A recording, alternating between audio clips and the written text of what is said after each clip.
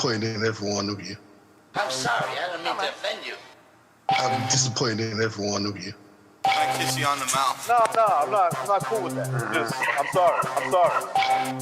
One more time. I'm disappointed in every one of you. I mean, I'm dealing with degenerate animals. I'm disappointed in every one of you. Disappointed in every one of you. All right, come on. Honestly, I can't do it, man. I'm disappointed in every one of you. Let me tell you why. It's gonna be all right, Nicky. Go ahead, shoot. You just killed a fucking man. What are you going to do about it? Yeah, because you got nothing. You don't got a thing. Yeah, because you got nothing. You got nothing. I want to get out of this rat hole. I want to get online. I need BDA boxing.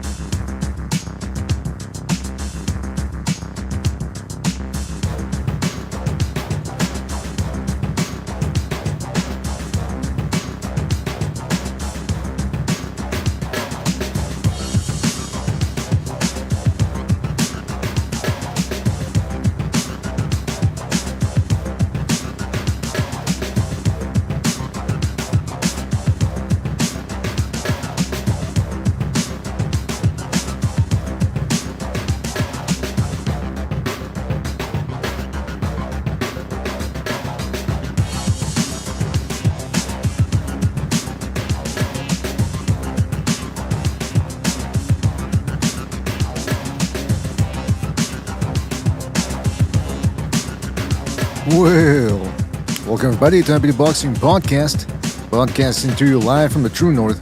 It's a good friend, Mr. BDA, and I sure am glad. That's right, sure I'm glad that everybody could be on board for this one. Fellas, in this episode, we've got a fantastic one for you. Another fantastic episode, by the way, because there's been a lot going on in the news from the last time we went on live, which was yesterday, 24 hours, but nevertheless, a lot of new events, a lot of developments. Plus, we got a good fight, very good fight this Saturday coming up between William El Camarón Zepeda and Lopez Jr. So we're going to talk about all of that plus more. Before we get down to the fun, fellas, let's get the business out of the way. If you want to donate a couple of shekels our way, you know the drill. You're welcome to do so with the Super Chat feature. You can also join the membership program. That way you get more bang for your buck. You can also join the Discord for free or for as little or as much as you want. That choice is yours. We're going to be putting some free content there pretty soon again. Maybe even some long-form documentaries, audio documentaries that you can fall asleep to. I've been working on that one for a couple of weeks now, so we'll see what happens with that one. Hopefully you guys enjoy it. You can also join via the Buy Me a Coffee app, link in the description below. But the most important thing is you continue to like, you subscribe, and you spread that BDA gospel. Shout out to everybody out there for joining us. I'm talking about Rafa OX, yes indeed. Barry Nivola, Phil Miles, Warp Speed, Guerrero de la Info, SJW, Phil Miles, Kristen Mack, Jaime Raiden, Jay Will, and many more people to come, I'm sure. Fellas, think, Rapax Ranking Company 10-4, who says El Camarón contra el Cucaracho. La Cucaracha. He didn't want to say La Cucaracha, but yeah, shout out to Rapax Ranking Company, one of the initiated. Shout out to him. Yeah, man, I'm telling you, we've got a very good fight coming up between Zepeda and Roach. It's I don't know, is it too close to call? I want to get people's thoughts on it, but let me just show you the graphic here with the details. So you see, we got Lamont Roach, who's 25-1 with 3 draws, coming off 2 draws in a row, by the way. He's got 10 knockouts. Zepeda is 33-1. With 27 knockouts. This is taking place in the lightweight division. They're both 30 years old. Roach has been a pro for 12 years, 2 more years than Zepeda. That's very interesting. Now, this is where it's also getting a little bit interesting. We've got Zepeda, who is 5'9", whereas Roach is 5'7". And it's interesting because, by the way, Zepeda is a southpaw if you've never seen him fight. The interesting thing about this fight is that Lamont Roach was recently fighting at 130. He only moved up, what was it, last year? Yeah, it was 2025 last year against Tank Davis. He had to move up for that shot at one of the supposedly, or one of the relatively big stars in the lightweight division or in those lighter weight divisions. And he moved up to that one in 2025. And then that same year, he moved up again, this time to 140 to fight Isaac Cruz. Now he's moving back down to 135. This guy is a weight hopper. He's a, what's the word I would characterize it as? I mean, I won't go as far as saying he's Henry Armstrong, but he's moving up, he's moving down. He seems to have no qualms about it. And so this is a very interesting fight. Zepeda, on the other hand, he's coming off the loss to Shakur Stevenson, and it's got to be a little unfair for Zepeda. Maybe he feels a little umbrage, or he's got a little umbrage towards it. The fact that he gave Shakur Stevenson a very tough fight, and he didn't really get a whole lot of credit for it. The guy who received a lot of credit was Shakur Stevenson, because he didn't run. And instead of people giving Zepeda his credit, a lot of people gave Shakur Stevenson credit, saying, well, the only reason why it was difficult was because he made it difficult. In other words, with Shakur Stevenson, you can't lose. If he makes it look easy, it's because he's that good. And if he has a hard night, well, it's because he wanted it to be a hard night. He's just untouchable, according to some people. Nevertheless, Zepeda did manage to stun him with a jab. He managed to hurt him, I believe, in the 8th or 9th round with a body shot. And he had Shakur Stevenson looking up at the clock because he just didn't want to be in there too much against Zepeda. I'm not saying that Zepeda had him on the verge of knocking him out. Don't get me wrong, but I'm saying Zepeda does have a very, very annoying style. Not the biggest puncher. And that's where things could get interesting in this bout because neither guy is the biggest puncher out there. Although I will say that Zepeda-Roach, punch for punch, he may have an advantage when it comes to the punching power, but by how much? That's the question. So we got Gypsy coming in here. Gypsy, are you there? Gypsy? Yeah, I'm here, but I didn't. Can you hear me? Yeah, I can hear you. Can you hear me? Yeah. I didn't. Did you invite me or I just I don't know how I got in here, bro. I don't know either, man. Calling me. I don't know. No, I invited you. I invited you. Accepted it, and I'm. Oh yeah. Okay, so okay. I was like, that's weird, bro, because I wanted to jump in, but I didn't actually get in. Like it was like weird. Oh, you're okay. in. Anyways, what do you think? Zepeda and yeah, now I'm in. I'm inserted. Okay. Anyways, Well, no, listen, I'm talking about that. If you have anything to say, jump in. But I want to get your thoughts on the whole Fury Joshua thing. We're gonna talk about that later on. So I don't know if you're busy now, but if you are busy, just hunker down and we'll get to that Fury Joshua thing soon. So, or if you want, just jump in whenever you want. Well, as we go along. But I was gonna talk about the fight. You mentioned the Zepeda and thing, right? Zepeda-Roach. What was it? Roach? Yes. Yeah. I mean, I was on another chat and they were talking about this. I didn't know this fight was already made, but if the fight's being, I have Zepeda winning this because of the more punch output. But it won't surprise me if I don't know how good Zepeda's chin is, to be honest. If Zepeda-Roach catches him within combinations and hurts him. Because I saw some stuff that with the Shakur fight where Shakur, even though not much of a puncher, he did catch him within punches and kind of stun him and stuff. So, but I still favor Zepeda. I think overall Zepeda's it's gonna go decision. I think Zepeda's gonna win on decision. Interesting. But I don't know. Maybe they'll rob him. They could probably rob him. It's a possibility. They could rob him as well. Well, I'll say this about that fight.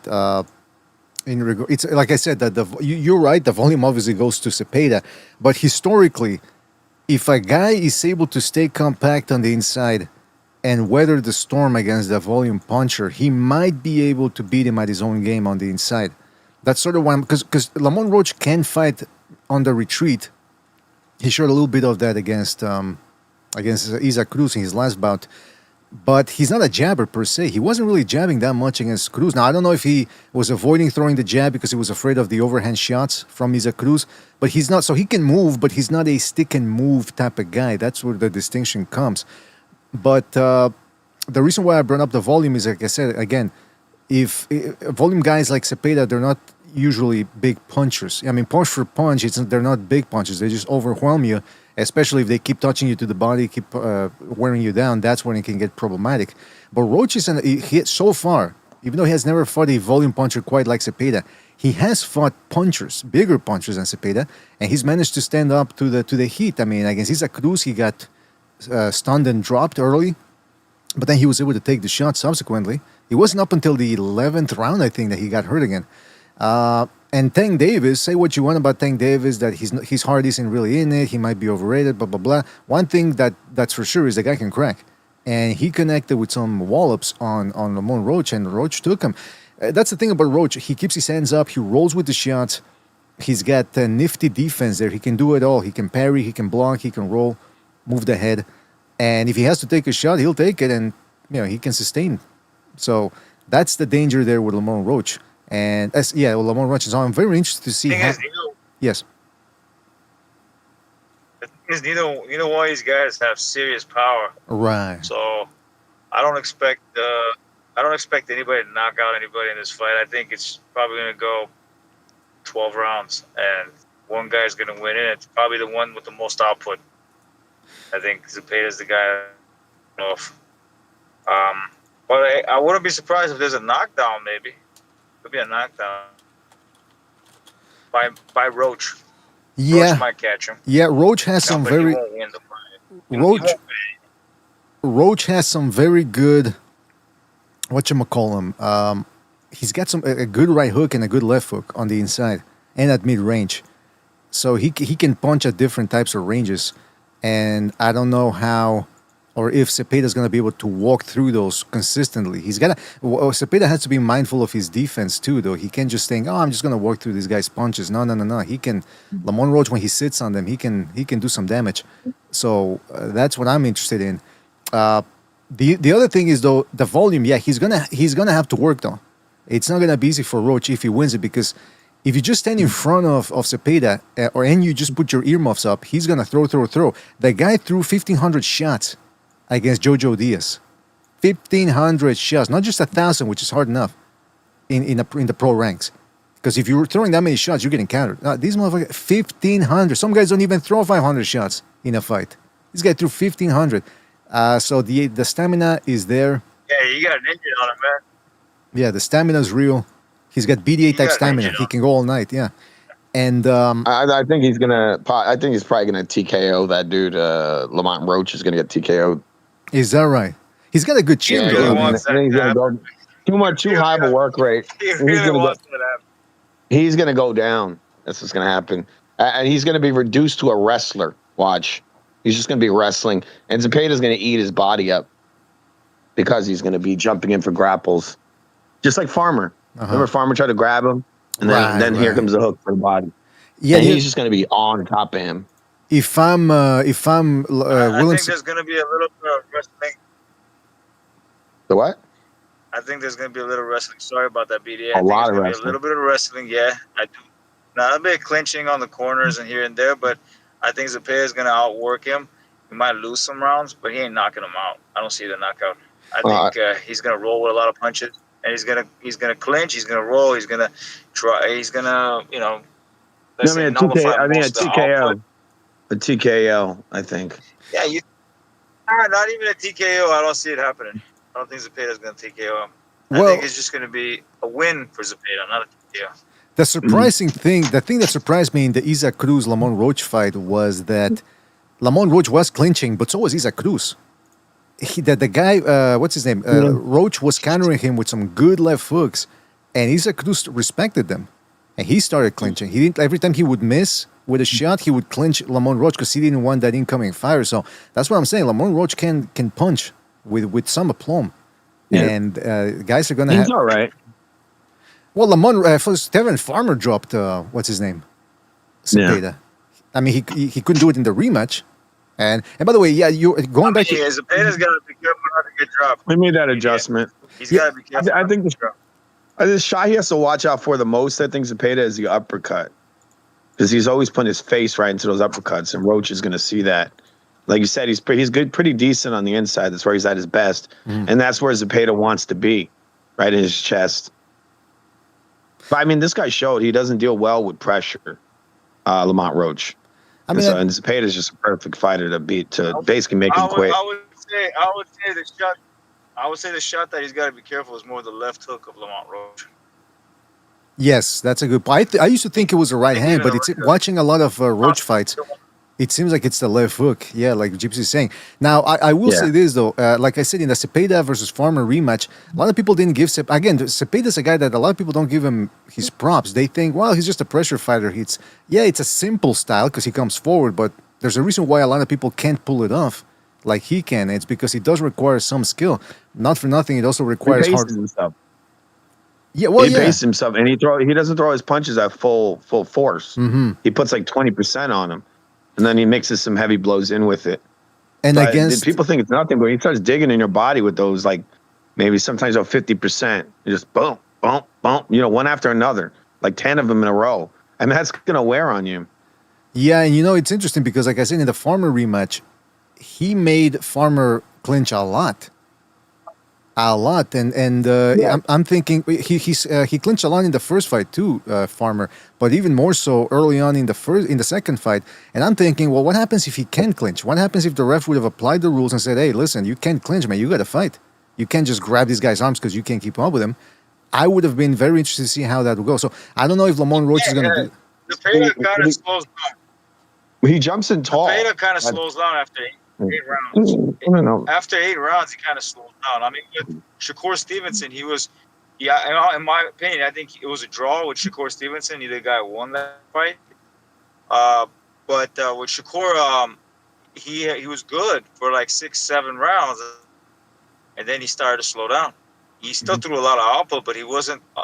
That is not the same as the first 6, obviously, because he's fresher. But it just wasn't. He wasn't getting stronger as the fight kept going and going.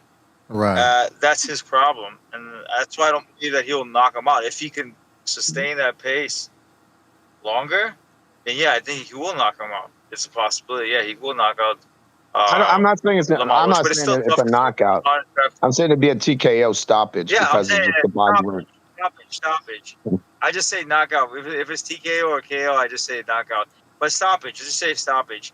I don't. He's not going to sustain it for too long. He's going to throw a lot of punches, but as the fight that's after the mid part of the fight, which is pretty late part of the fight, he's going to slow down a little bit. He's not going to throw as much, and that will work in the favor of someone like Lamont Roach, and he will survive, and he probably win some of those late rounds, and that'll be it. But he wouldn't win the entire fight.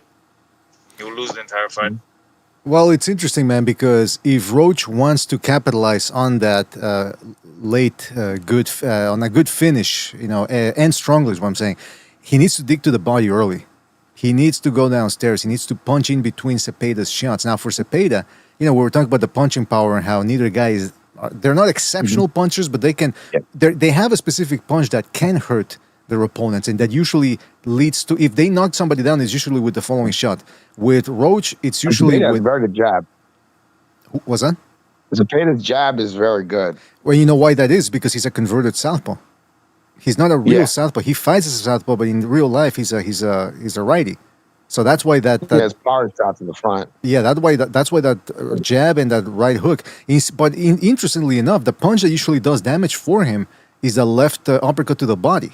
And for him, one of the keys to victory would be for him to go to the plexus with that uppercut right down the middle. A lot of people, they fall in love with the liver shot. But once you get the guy looking for the liver shot, I know it's risky, but try to follow it up down the middle to the plexus. As for Lamont Roach, like I said, he needs to work that body. That left hook needs to be working overtime. And that short right, counter right hand that he throws so compact, I think that's going to be money in the bank if he throws it not just upstairs, but at the body. And he needs to fire throwaway shots too. Nothing big, not everything fast, but just keep those hands moving. Because one thing about Zepeda, as he's coming forward and he's moving, if you back up and you let your hands go just a little bit, like throwaway shots, he starts getting on the defensive, moving, bobbing and weaving. And when he's doing that, he doesn't counter. So that's going to be the keys to victory for both guys. I think it's going to be an interesting style matchup or mesh-up. Yeah. And I don't know who wins, man. I can't make it. If Zepeda wins 8-4, they'll probably give him a split decision. But if Zepeda wins by 7-5, best believe that they're going to give it to Lamont Roach. I don't believe they'll just give it to Lamont Roach. If it's like a one, so it's a pick 'em in a sense because there could be a possibility of a robbery here. There's a possibility of robbery. I can see it. Zepeda's Yeah, they want Roach will Lamont. lose. They want Lamont. Yeah, Roach will lose 10 rounds, and they'll say he got robbed, and they'll make it a draw, right? I can see that. It No, happened I'm saying again, it'll be a Roach. close fight, bro. Close fight or I think Zepeda throws way too many four or punches. 7-5. Hey, but sorry, I got to interject. I have to. Anyways, yeah. I have to interject here because both guys are, as far as I know, I think both guys are promoted by Golden Boy Promotions. Mhm. So, like, with this whole thing about robberies, I'll be right back. I mean, I gotta- they want that Tank Roach rematch. That's why they let him get that draw versus Pitbull. So yeah, I mean, you know what? Somebody in the chat said that they think Lamont Roach is the bigger guy. Maybe he's the more stout guy. I don't know, but statistically, I'm looking at it, and Zepeda is the taller guy by 2 inches. And not for nothing, but he's always seemed as a bit of a big lightweight to me, or a decent sized lightweight. Zepeda, that is. So I don't know if that's, again, I'm not judging strength based on size, but what I'm saying is both guys seem to be on the stout side. yeah. And by the way, shout out to I don't think Roach is used to that kind of activity. I think it's just it's going to be too much for him.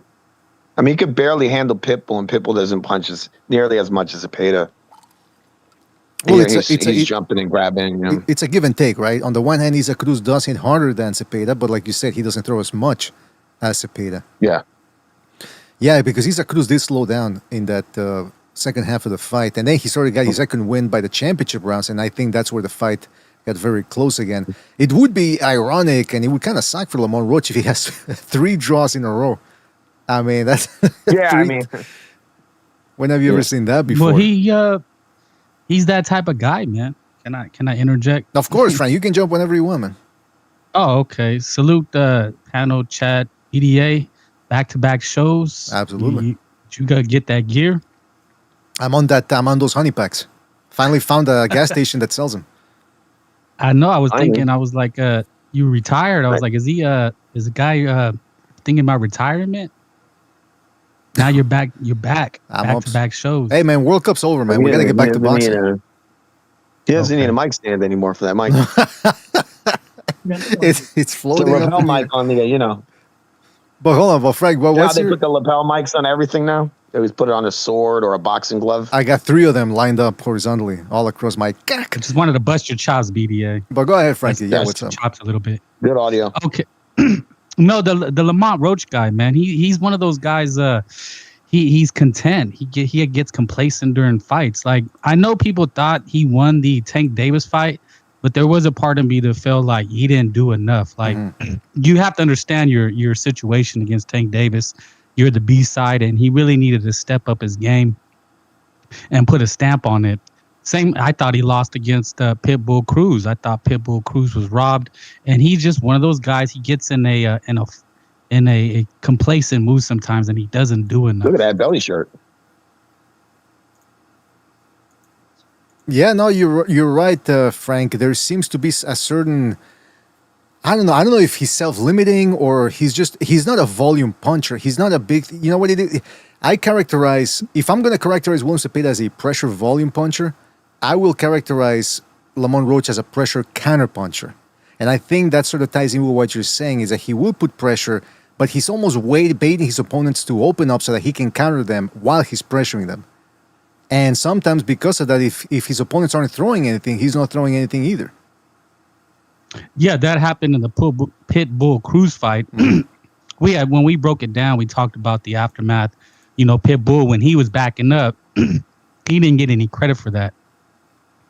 And, Lamont is only able to do well when someone's bringing it to him. And this will be the perfect fight for Zepeda to do that. But to get on Zepeda, I thought he did better than most people thought against Stevenson. But, I think most people thought Stevenson would beat him. People thought Stevenson 12-0'd him. What did you guys think did Zepeda? I thought he won at least 4 rounds in that Stevenson fight. I thought it was a clear win. I don't even think he lost the fight. I thought it was. I don't think he can be converted into a punching bag and be, awarded all those rounds. I mean, I thought Stevenson clearly won the fight, but sometimes people point to that, Frank, is like, well, look at the scorecards. I'm thinking the scorecards don't tell the whole story of how even Stevenson even said recently it was the hardest fight because somebody said what was the hardest fight, Stevenson versus De Los Santos or Stevenson Zepeda, and Stevenson actually chimed in. He said Zepeda. He's stuck on the ropes almost the whole fight. I don't understand how they make it like, oh, this guy only got 2 rounds, and even though he's the ring general almost every single round. I just think it's crazy. Well, sorry, go ahead. No, go ahead. No, it just looking at Zepeda, and he did have some struggles against Farmer, getting dropped. So, in looking at that, and also you can see that he's you guys have said he's a volume puncher, not necessarily a power puncher. But I guess I would have to favor Lamont Roach. I think he's the media darling. People felt he beat Tank Davis, and I think he'll have the support of the media and most of the fans going for him. I think he'll be the favorite, and he should really be able to beat Zepeda, counterpunching. He'll have the more eye-catching shots, because if Zepeda gets in that place where he's just throwing and it's not doing anything. We've seen that against Stevenson. It's like you have to make it look better, because you start getting pot shotted. That's why people thought Farmer beat him. Because I thought Zepeda beat his ass and beat him in the last parts of the fight. But people see those eye-catching shots, and they automatically give it to the slick guy. That's a great point. Yeah, those clean head-snapping shots. We talk about clean, effective punching. To me, there's nothing more cleaner than when you snap a guy's head back. So that it probably will come down to that. Well, what did you like? Did you like Zepeda's voluminous approach, or did you like Roach's more cleaner, more precise depth charges? I think that's what it's going to come down to. And like you said, Zepeda has to maybe sit down, sacrifice that volume that he enjoys so much, and maybe sit down a little bit more on the shots and really try to do some damage and show the judges, hey, I'm the boss here.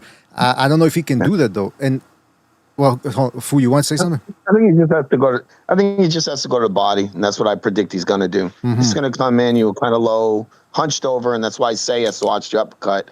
He's going to come in very similar to the way he did versus Farmer, I think, and he's just going to bust his body all up. He's going to get on top because Roach just doesn't throw enough punches. Zepeda's got pretty good defense to the body, tucks his elbows well, and he takes the shots well on the hands as well. Right in the rematch with Farmer, he didn't get hit a lot. And I think not nearly as much as the first fight. Shakur didn't hit him very much. I don't think he's really easy to hit. I think Roach is going to throw these shots, but they're not going to hit the mark, I think, most times. And he doesn't throw enough of them. I think this guy's just going to be – he's just going to put too much of a pace on him, I think. Yeah. Lamont Roach ain't as hard to hit as a guy like Shakur Stevenson, To me, that's what that depends. It's all dependent on, can Lamont Roach outlast and handle that those shots to the body, because again, it doesn't seem like maybe punch for punch, Zepeda's not, like I say, he's not that big a puncher, but when you're taking, he's throwing 70, 75, or even 100 shots per round, and they're hitting you on the shoulders or on the arms or the body, it does start wearing you down, and you have to be in very good condition. I mean, Stevenson was able to do it, but even Antonio Tarver, he's one of the astutely pointed something out that a lot of people missed. He said, I think it was when Zepeda hurt him to the body in the 8th or 9th round. And he said, moving around the ring is hard when you're eating so many body shots. And I said, that's the thing. People did that. One of the reasons why Stevenson stayed on the ropes wasn't because he wanted to necessarily, it was because he couldn't move around the ring. Don't you think he wanted to move a little bit more? And it's interesting because Bray in the chat brings up an interesting point here. He says, hold on a second. He says, Zepeda did a lot better than he was given credit for. Talking about against Stevenson. Funny how Zepeda's consistent body work was given very little credit by the judges, yet they made Haney out to be the body snatcher versus Lomachenko. That is a good point. It's a very interesting point. I say the same thing about Castillo versus Mayweather 1. Yeah. But that's what I'm trying to bring awareness wrestling in this fight. I think Roach is going to wrestle a lot, just because the pace is, it's going to be too much for him. And the problem with that is that, remember, what Farmer likes to shoot in tall, Roach does the same thing, and so he's open for the body shots just the same, just like Farmer. And remember, he was jumping in for the grapple, and then Zepeda's just digging those uppercuts to his body one after another. I think we're going to see like this very similar thing. Yeah, that's the thing that Roach has to do. He has to get low to sustain those bodies, to weather the storm. He needs to change He has levels. to shoot in low in order to grab him. If he He's wants to grab him. Well, but that's the thing. He's not as slick as Stevenson. I think he's kind of he's built differently. Mhm. Like his shoulders are very broad, so Yeah. he's not able really to get those angles like that. I don't just mind looking at him and watching him. He's not as slick. He's not a slick guy. He's more of he's just a stand in front of you, sharpshooting counter puncher. he can roll with the shots, though. He can. There's some subtle movement that he does there with the shoulders and the hips, but you don't want to stand in front of Zepeda too much. Again, if he can take the shots and still function and still throw properly, and like you said, land the more eye-catching shots in between Zepeda's voluminous offense, and he can probably get a decision. But again, they're both with Golden Boy, so maybe Lamont Roach gets the I don't edge. know. Are you sure? Are you sure? I don't think so. I don't think Roach. I thought he was with PBC. It's loosely aligned with PBC. I mean, I don't know, man. The last I checked, I thought he was with Golden Boy. I thought that he'd gone with the PBC twice just to get those fights. I don't know. I'm not sure, man. Yeah, I don't think he is. I don't think he's because what I'm seeing, the rumor is that Stevenson may be picking Lamont Roach. So this is really a measuring stick for if Lamont Roach can beat Zepeda, he's going to put himself in line for Stevenson. I see here it says he's a free agent, but he does work with Golden Boy. Okay, that explains it. Now, fellas, don't forget to hit the like. Really helps us out. We got a lot to get to. We're going to move on here from the Roach versus Zepeda fight very soon, but I just want to say one more thing, BDA? Absolutely. Sorry. I know you like to keep it tight. Oh, yeah, it's got to be tight. These are the fighters and fights that we need. Now, they're both coming off of a draw and a loss. So that's probably why they have to fight each other. But at the same time, when this is more of a hardcore fight, but it is a big fight. But when these fights just get made, there's no Twitter wars with these guys. These are the guys we need to appreciate. Exactly. That's a great point, man. I'm glad you brought that up because I didn't see any hardships over making this fight. I didn't see any barking over this fight. It was just all of a sudden it came through. It was like, oh, hey, they're thinking about making a fight. A couple of days later, boom, fight's done.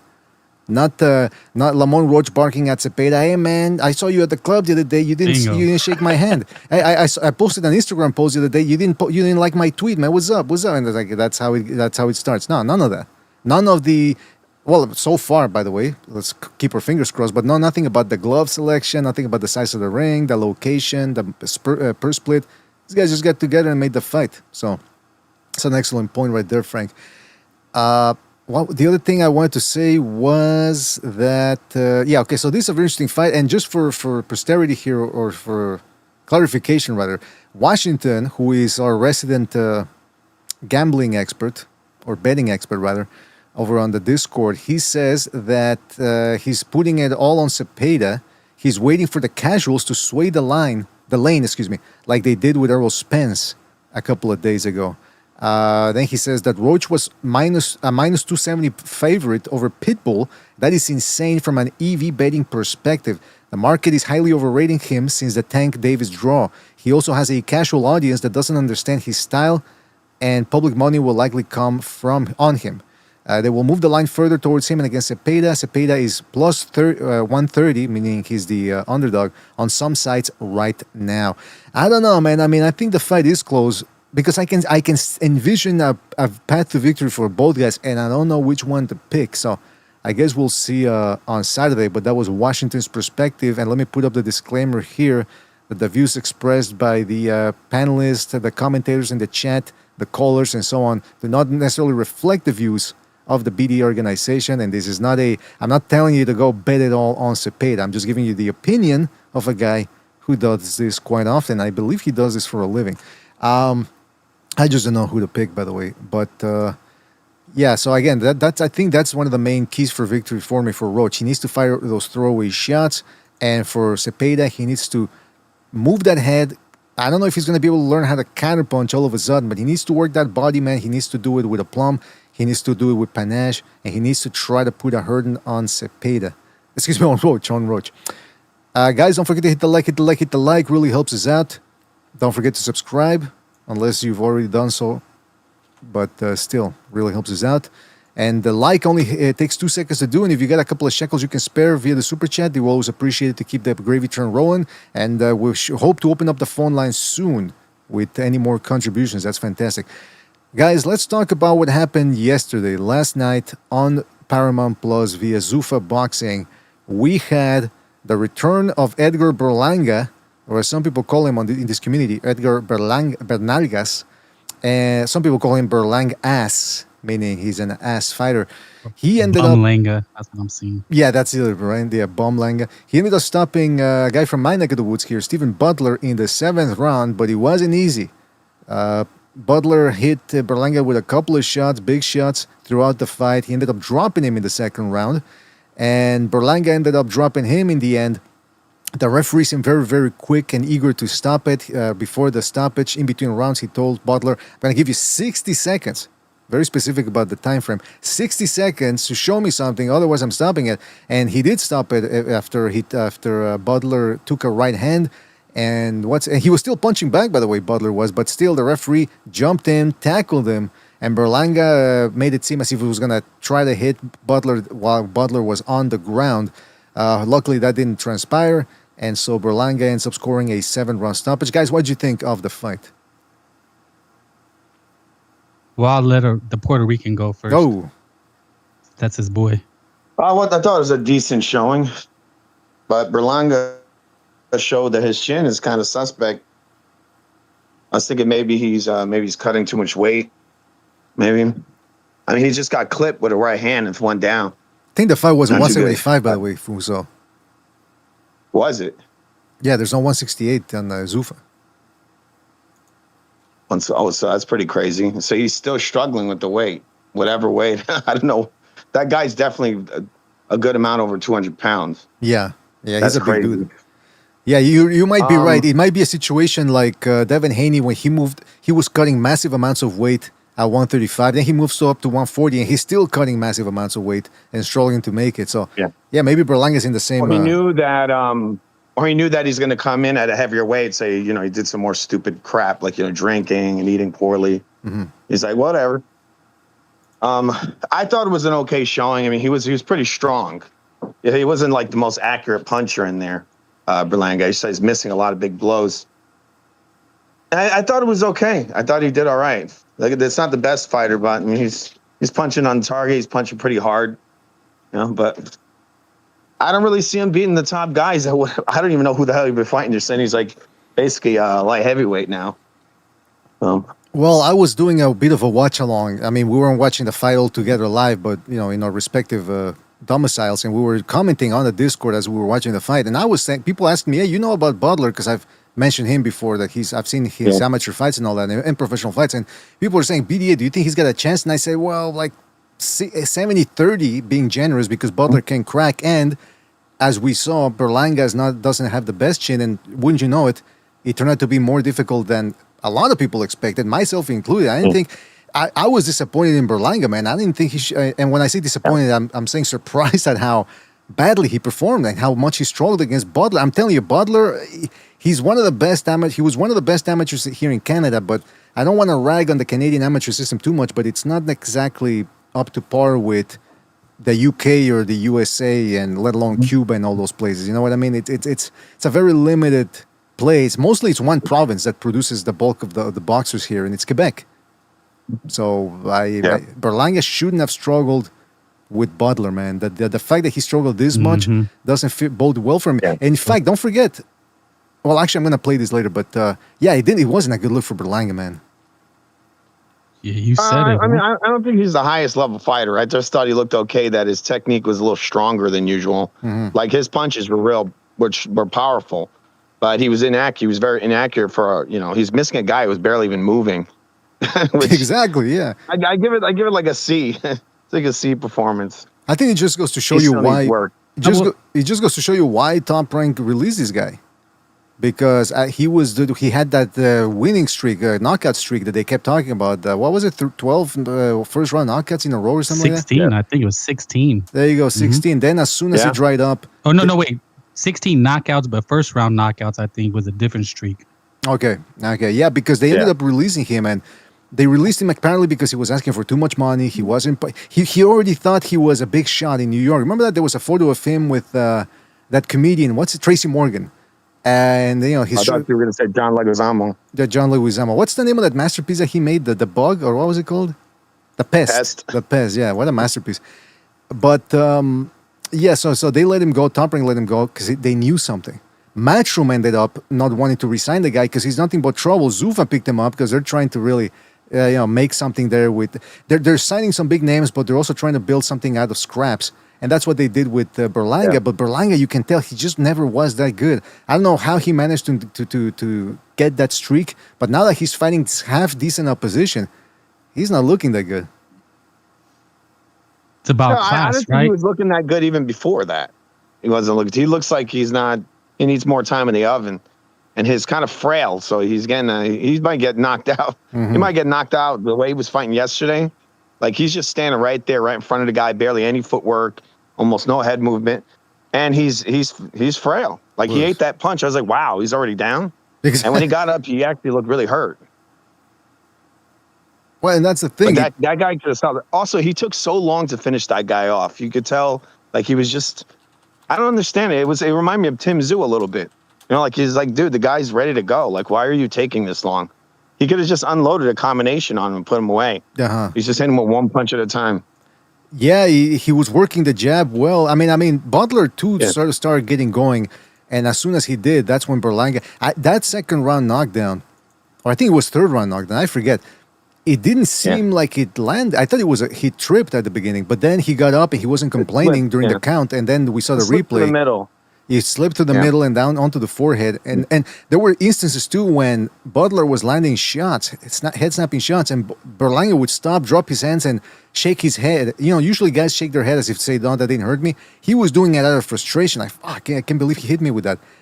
And that's not good, man. The fact that he has no poker face. He's obsessed with catching the shots with his hands. I don't know why he does it. It's like, dude, you just got to start slipping, come right back. He doesn't do a lot of slipping and coming right back with a shot.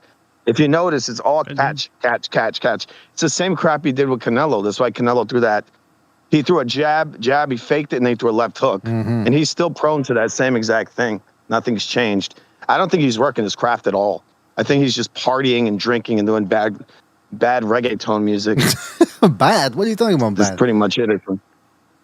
I don't know. Is that reggaeton? He had a song that was sort of popular for a second. I'm not a big reggaeton guy, but I thought it sounded sensational. Oh, you like it? Wow. No, I'm kidding. No, it's always big Berlanga fan, huh? It's always the same beat, by the way. The same drum pattern. Yeah. Well, I give it an A for entertainment. I mean, I thought it was entertaining as hell. No, you have to do it too. Do the beat. Yeah, do the beat. Let's go. Let's go. What beat? Nah, forget it. No, look, listen. I do the fist pumping.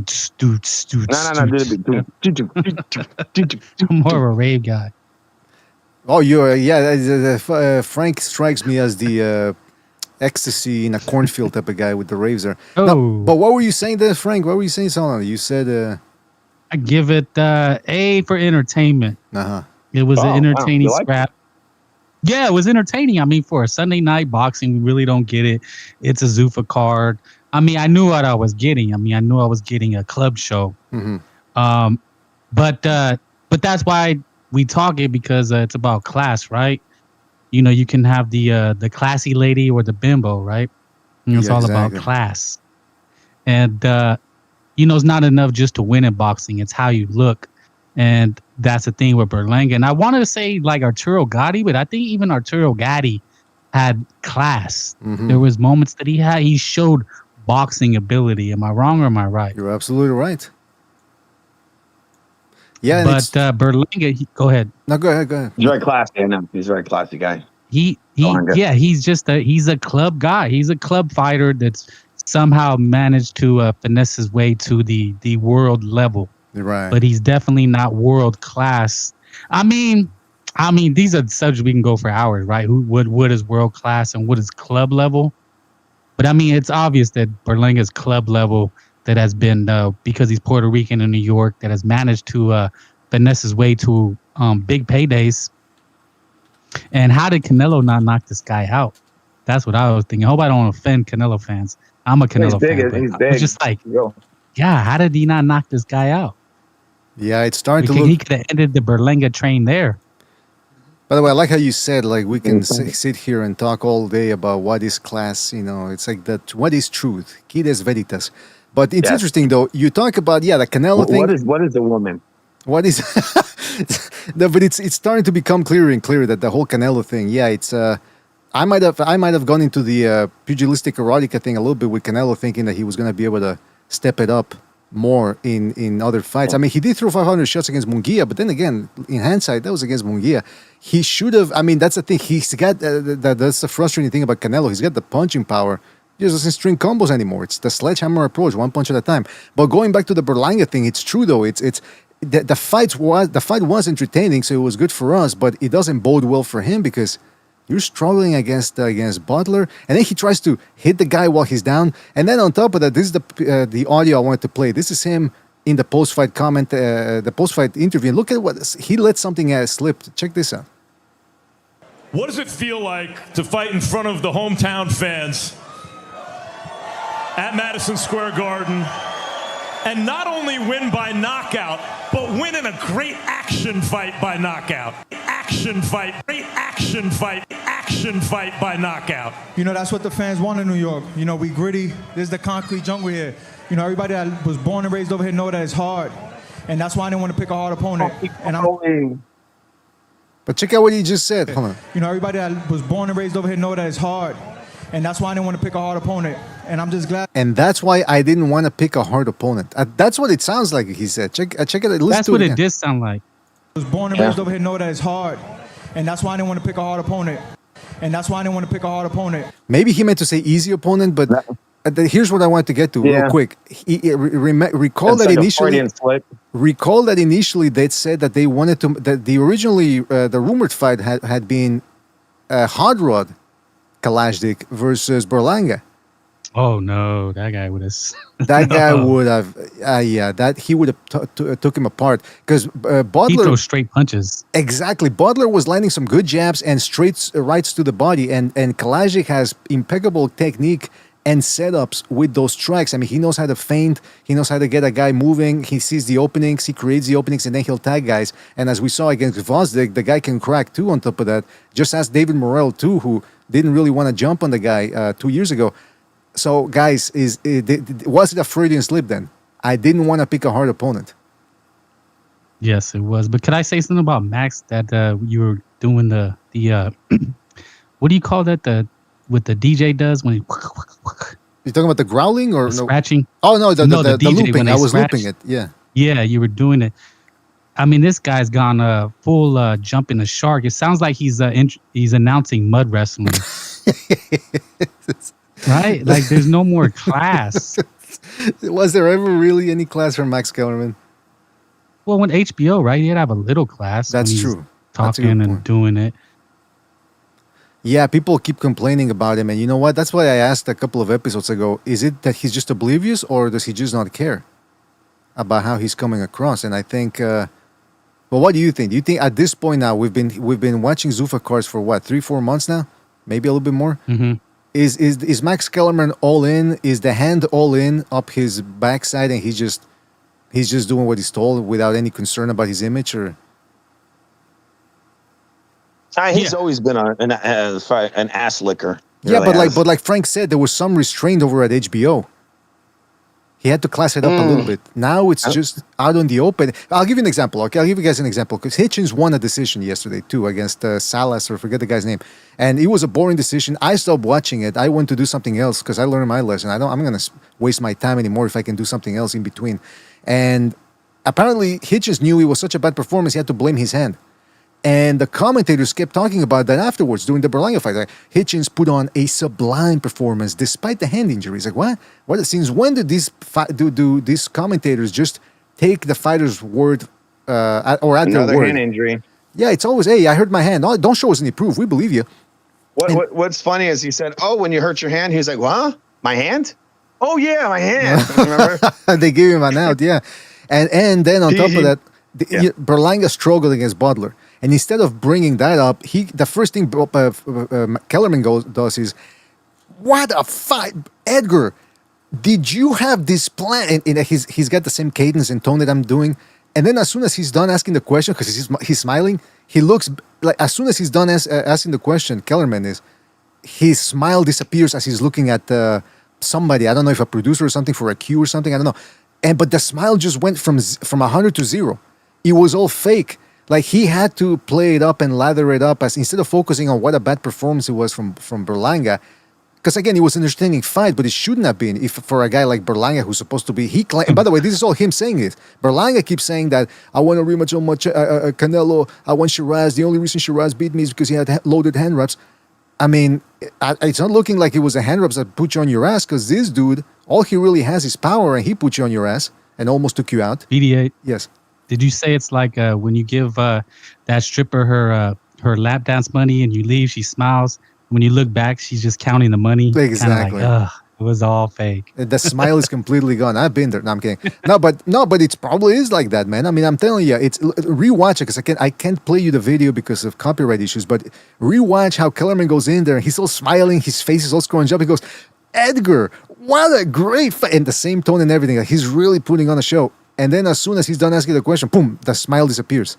I go, you're really trying to pump this guy up. I don't understand why Zuffa is doing that, by the way. I mean, they could just say, yeah, the guy had a shitty fight, or shitty performance, but it was good for the fans. At least just say that. Now, they got to pretend like, wow, you chose to do this in front of your hometown crowd. It's disgusting. Max Kellerman really has no gag reflex. I mean, you can just stick it in and he'll swallow it all up, man, and ask for more. It really is just bizarre. Counting that cash, BDA. Yeah. Counting them checks. And Berlanga too saying, I didn't want a hard fight. I mean, yeah, I don't know. I don't think he's going to last too long. How many fights is it, the contract? Do you guys know? I imagine usually it's 3.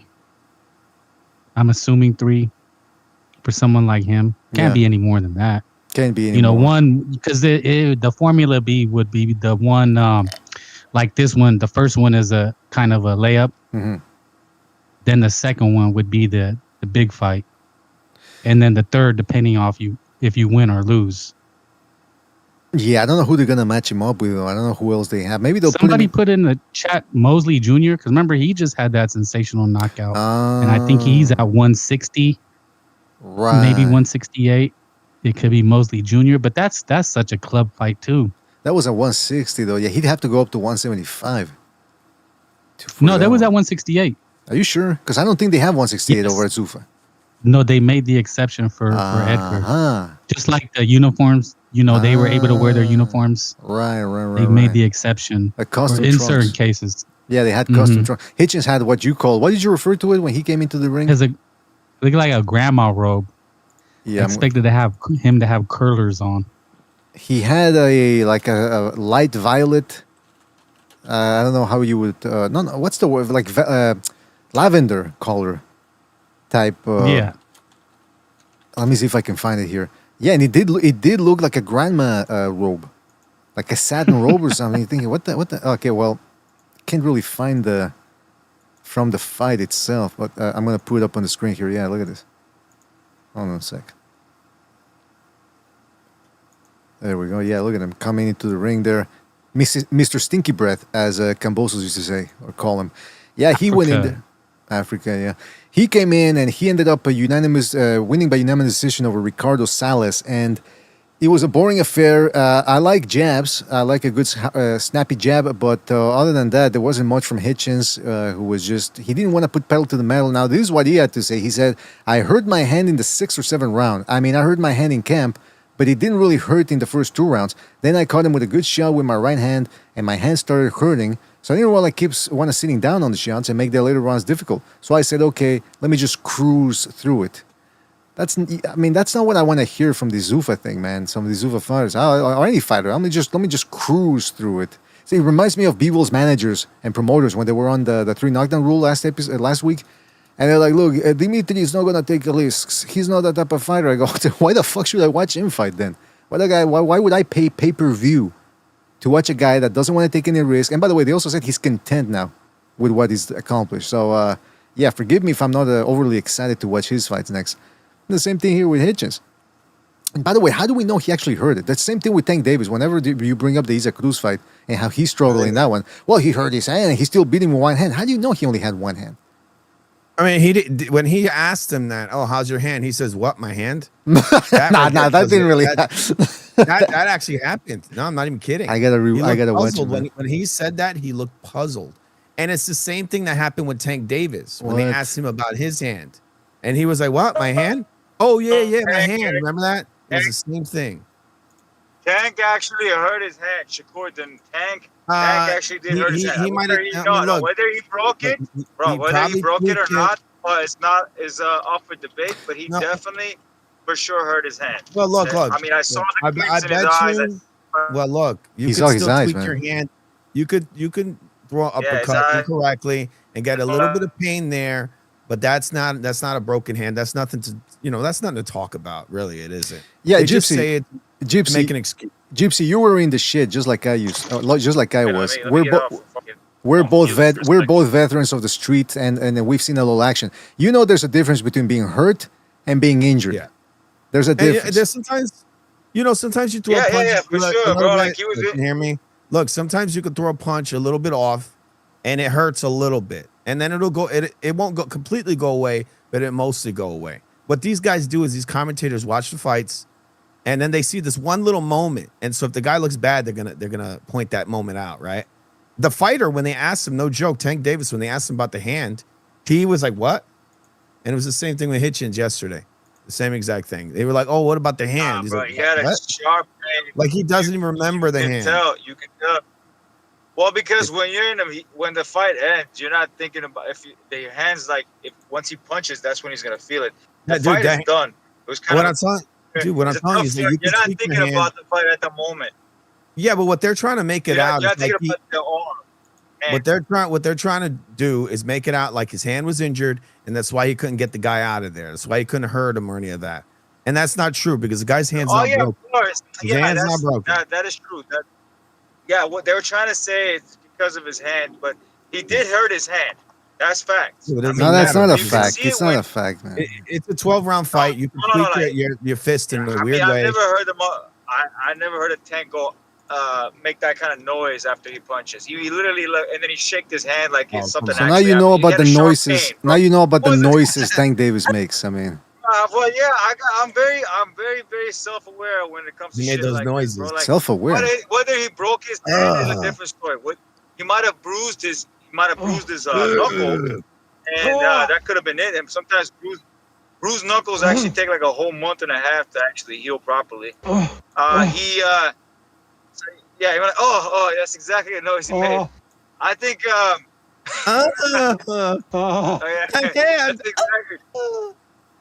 Because I get it, because he went for like a really rough uppercut, and the uppercut was blocked by Isaac Cruz's blockhead and his fucking fist at the same time. His fist is the one that actually fucking blocked. Well, listen. And, I mean, we'll talk about that when there's a moratorium on Tank Davis fight. So I mean, we gotta move past that, man. I mean, if he comes back, we'll talk about him. If not, screw him. BD, I gotta say, I said robbery. I didn't know that Golden Boy is the one promoting the Zepeda fight. So if Golden Boy is the one promoting the Zepeda fight, no, there's no chance of a robbery for Zepeda. Zepeda will win that by UD. All right, There's there you go. And Golden support the Latinos, hands down. There you so go. It's not gonna. And by the way, where is that fight taking place? By the way, let me just double check. It's taking place in Virgin Hotels in Las Vegas, USA. Okay, Las Vegas. So we'll see what happens. Also on that card, the Zuffa card yesterday, Jalil Hackett. They call him the Mexican, although Max Kellerman called him El Negro Mexicano. El Mexicano Negro, and then they just call him the El Mexicano. I said, whoa, maybe if Max Kellerman just decided to add negro there, which is the word for the color black in Spanish. So I don't know what Max Kellerman was trying to get to with that one. But he ended up defeating Sergey Davydachenko by unanimous decision. Scorecards were 98-92, 97-93, and a rather close scorecard of 96-94. I like what I saw from Hackett. I like how he let his hands go. He seems to need a little bit more seasoning, maybe a little bit more experience, but because, Sergey Davydachenko was 40 years old, but Davydachenko gives almost everybody a tough time. So I think it was a good test for Hackett, and he improves to 13-1 with 9 knockouts. Also, on the undercard, not even though Otto Wallin looked like that. Otto Wallin, a bald Otto Wallin without his hair, just continues going the wrong direction as Vladislav Sirenko ended up knocking him out in the 10th round of a rather tepid heavyweight bout. And Sirenko is now 23-1 with 20 knockouts. And Otto Wallin, we might have seen the last of him in a big card for the near future. Or in the near future, rather. Guys, don't forget to hit the like. Really helps us out. Let me read a couple of comments here in the chat. I'm going to rewind a little bit here. Hold on a second. Adam Hurley said... He said, Roach probably knocks your brother out Mexican boxing. All right, I don't know who he's talking to. JV says Hitchens pulled the friendship card despite Stevenson saying he'll fight him on Twitter. Ridiculous. Jaime Leiden says Rafa is an undercover employee of the PBC. All right, so it seems like they're going at it there. Adam Hurley says Hitchens that everyone wants to see him versus Shakur, not me. Okay. Somebody says Troy Nash is boring. I cannot see why any big promotion invested in him. I don't know who Troy Nash is. I think it's a guy who fought yesterday. Edward Torla says Berlanga is definitely a gatekeeper. Yeah, I think the hype was that he was a highly sought prospect with punching power. Now he's got a loss. He's got 2 losses, rather. I think right now, yeah, he's a low-level contender. That's what he is. And again, that's nothing to be ashamed of, but it's just he started off with a way more hype when he was a prospect, and now it seems like it was too much. Jaime Leiden says the highlight of the Zuffa card was Wallin getting sparked out cold. Yeah, it was like I said, it was a bit of a boring fight prior to that, and then all of a sudden, boom, the guy opened up Sidelenko or whatever his name was, and ended up knocking Wallin out. JV.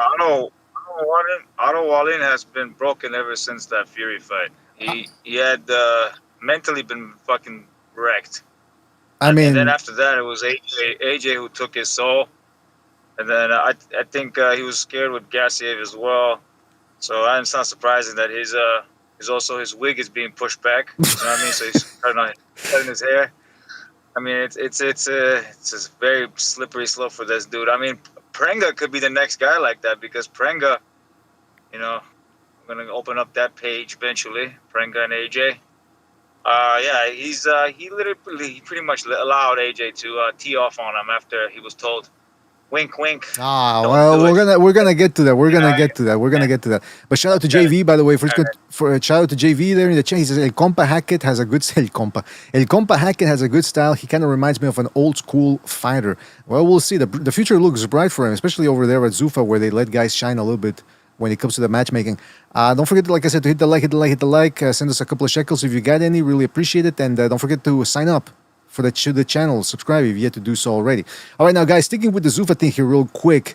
This is what Dana White had to say about working with other promoters and making the big fights now that he has Shakur Stevenson in his roster. Recently, you guys signed Shakur.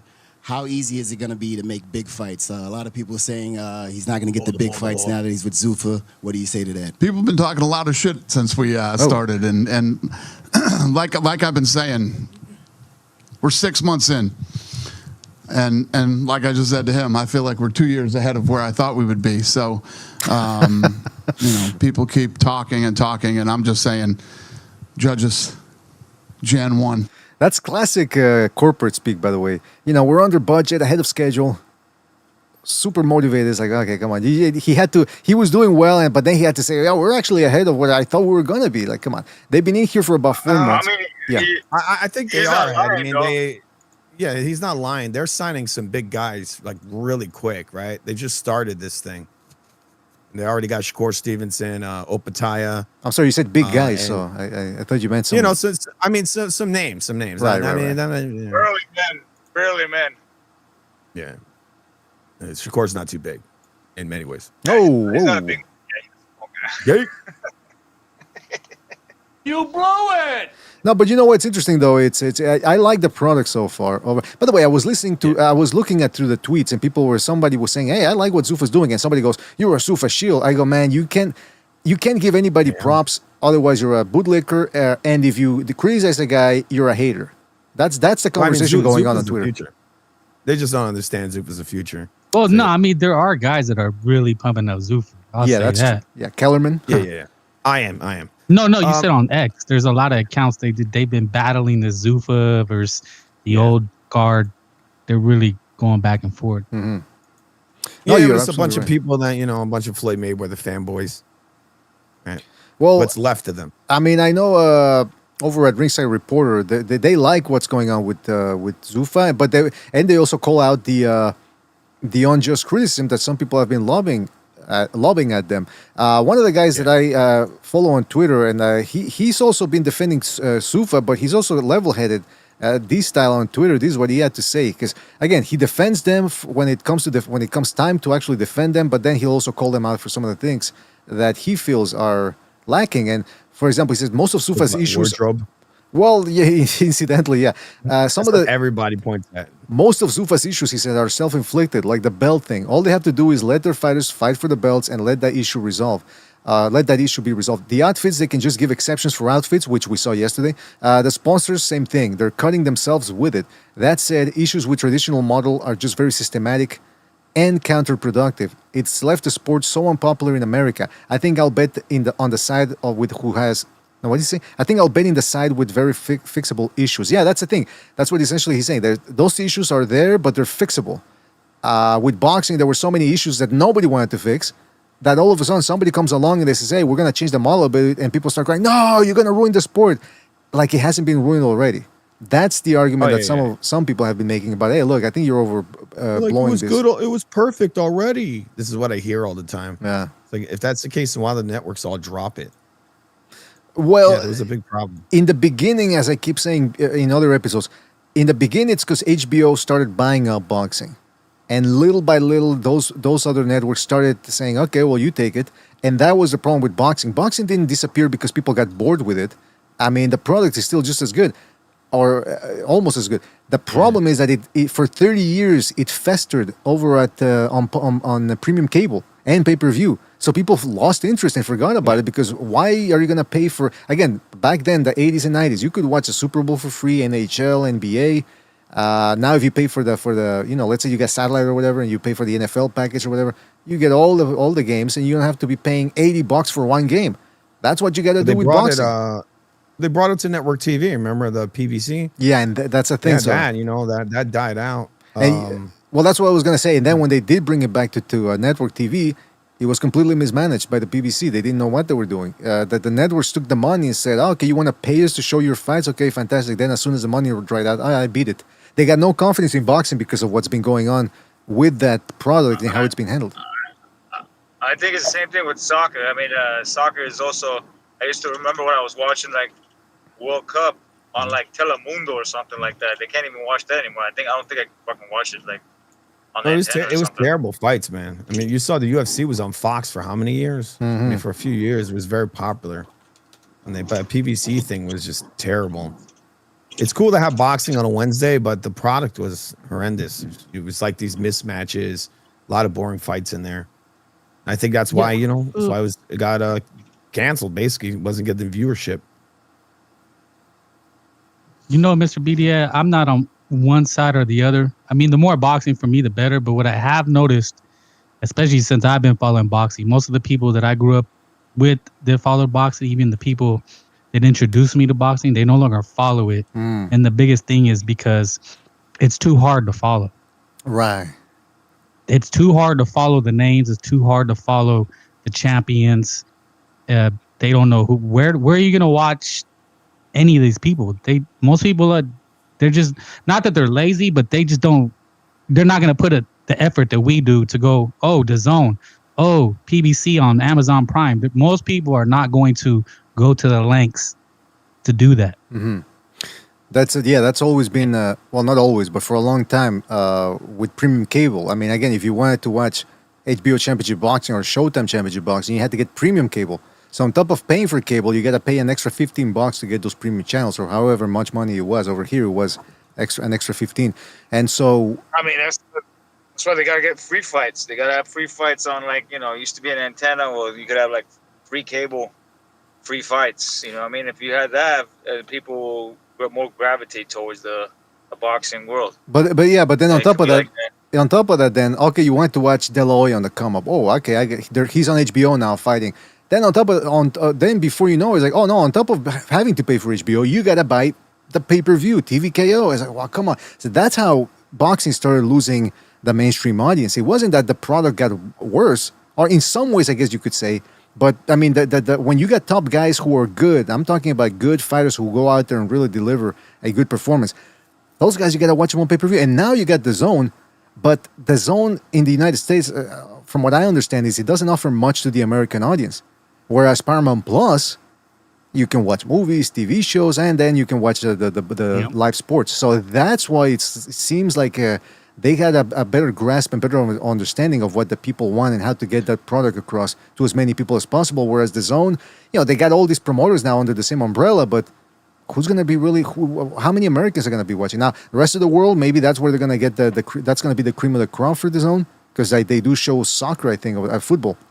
I think in Europe. Here in Canada, we got, I got the Zone and they got the Premier League and all that, and I think the Champions League too. So maybe that, that's how it works in Europe too as well. Maybe that's how they're going to get viewers. But in the United States, getting interest from the Americans. But then again, the American right now it's not doing that well with boxing. I mean, you got some fighters, when people say, oh, Americans run boxing, you got them, some of them concentrated in the lightweight and welterweight divisions. Other than that, it's not that many Americans. You got them in the UK.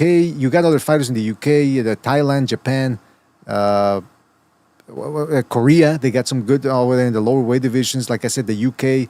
You got South America. You got Mexico. It's an international sport, but the US, it's waning. But the other thing I wanted to talk about waning, when Zuffa started making waves and talking about changing certain provisions within the Ali Act, a lot of people started barking and saying, no, that can't happen. No, we got to stop it. One of them was the lawyer. One of them was Sean Siddle. And the other one was Nico Walsh. Well, yesterday, I think it was yesterday, this is what we had there. Look at this.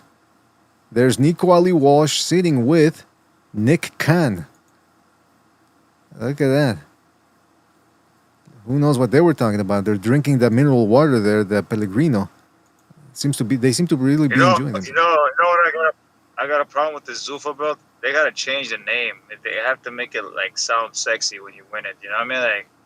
I don't know.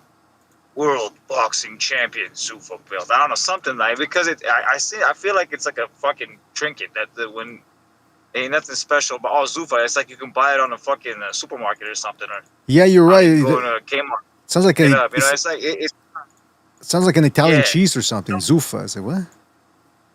Yeah, it doesn't sound right. It's something off about it. They have to change the name at least of the belt. What do you call the belt? They seem to be boxing, they seem to be somewhat rigid with wanting to change things. Like this style said, some things are fixable, but they gotta be willing to fix them. That's what Dana White has to understand, and the other dudes over there at Zuffa. They have to understand. Look, you're not gonna have your way 100% here because you're entering a different sport. This is an MMA which you've ruled for the last 20-something years. Now you gotta make some concessions. You gotta concede certain things. And yeah, Zuffa. They're not gonna change that.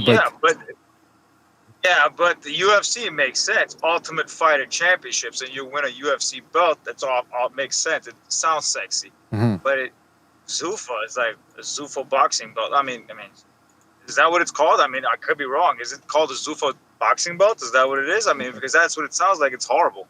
It should be named something else and then you could add the Zuffa on the bottom of it. Say Zuffa World Championship belt or whatever, something. I don't know. Yeah, I don't know either, man. I don't know what they're gonna call it. I mean, it's the least of their problems. Now, that's the thing. So Nico Walsh showed up there with Nick Khan, and then he had this to say. I can't play you the video. I'll just play the audio here. He actually showed up to the broadcast. What I'm saying, I'd never heard this guy speak. By the way, I only read what he said about Zuffa and all that. But check out how and you tell me how he sounds. This visit. That's not him, by the way. That's boxing. Well, I'm here in New York for the fighters.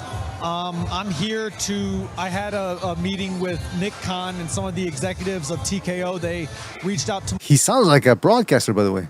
I don't know if it's the microphones that are calibrated that way just to make everybody sound professional, but he's like, well, I'm here talking. I'm not here for... Yes, guys. How's it going? Well, Max, I'll tell you exactly what I'm doing here.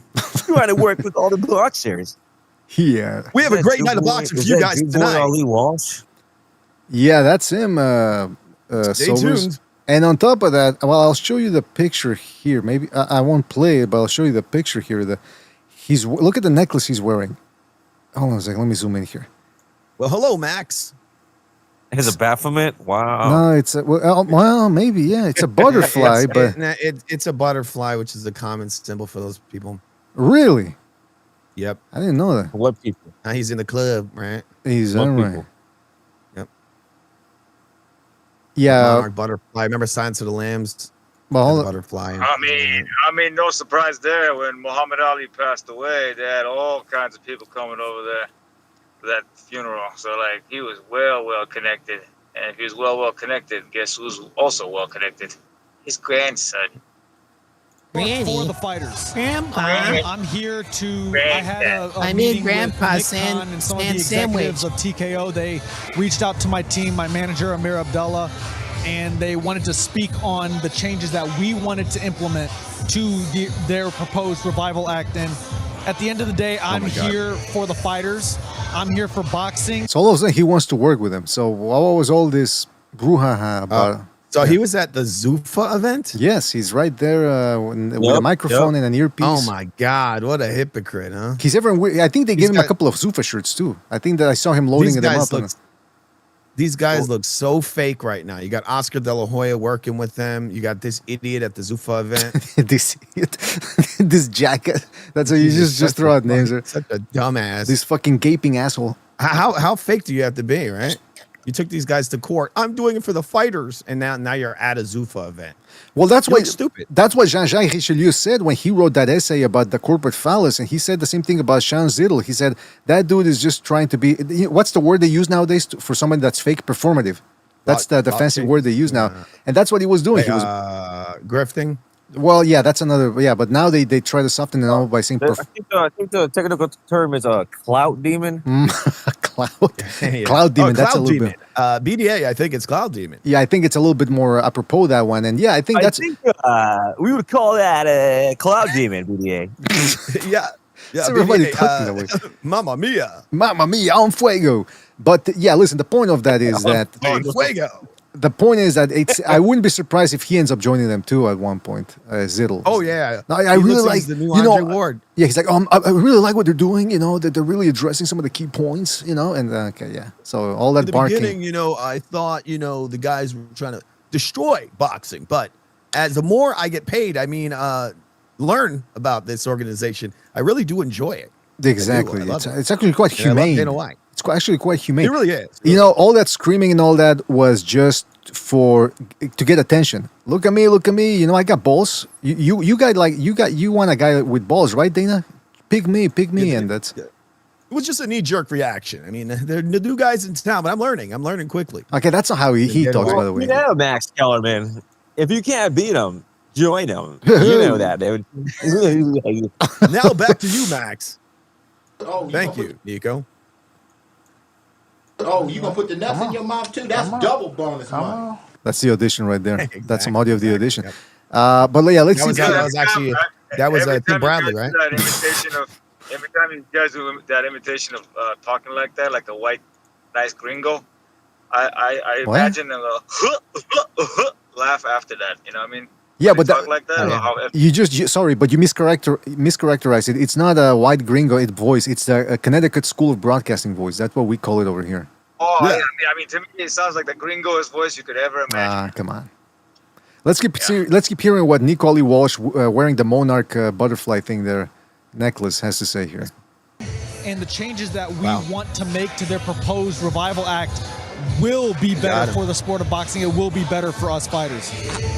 Could you go? Oh my God! Now he's pushing the Revival Act. That's right. He just all around sold his ass. What a fraud!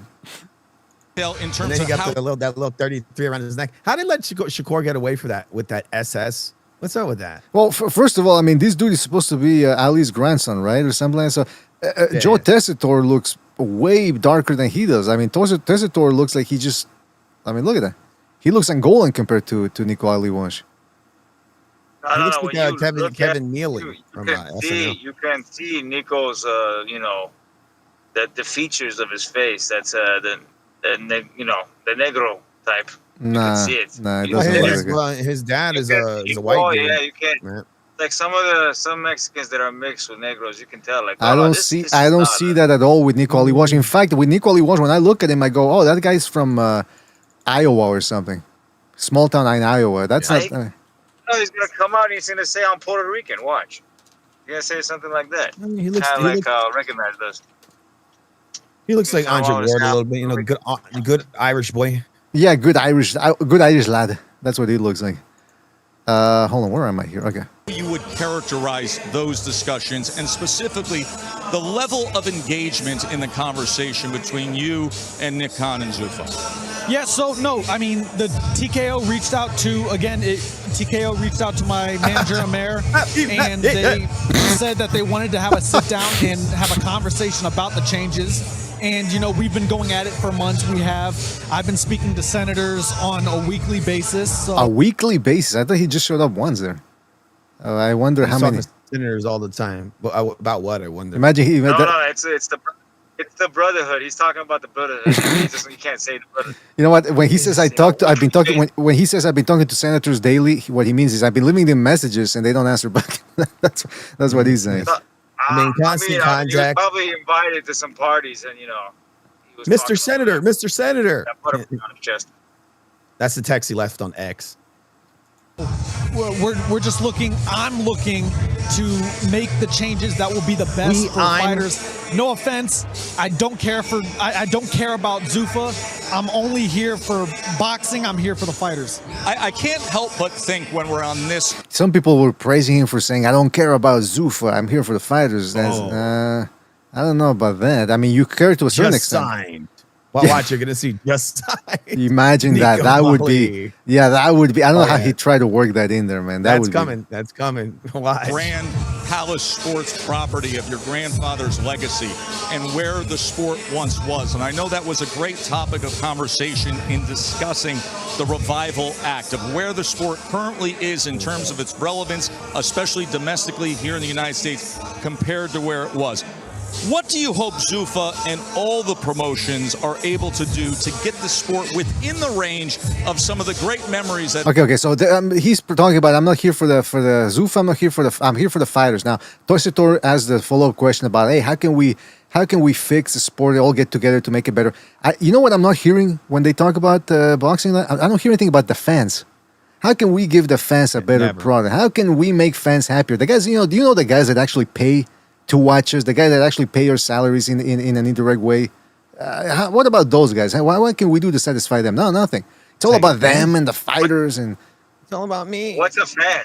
Like, what's a fan? What do you mean? You think we have to be entertaining? Yeah. We have to actually take hard fights. We actually have to take risks. Yeah. Risky fights. Maybe that's why they don't like Zuffa, because they're actually doing good matchmaking and they're putting these guys in risky situations. Happen upstairs with your family's name attached to it. Boxing is at its best when they put the fighters first. And right. That was at its worst. That's not the fans, the fighters. Oh, he said it with a straight face on top of that. I'm telling you, it's that Monarch programming. That's what the Monarch necklace that he's got there. That's why he can say this with a straight face. I actually saw him twitching a little bit beforehand, though. I think that maybe that's when the microchip started, giving him electroshock. Like, no, don't say that. Dana got him. Say Monarch, I think of Godzilla and stuff, Monarch and everything. With your family's name attached to it. Boxing is at its best.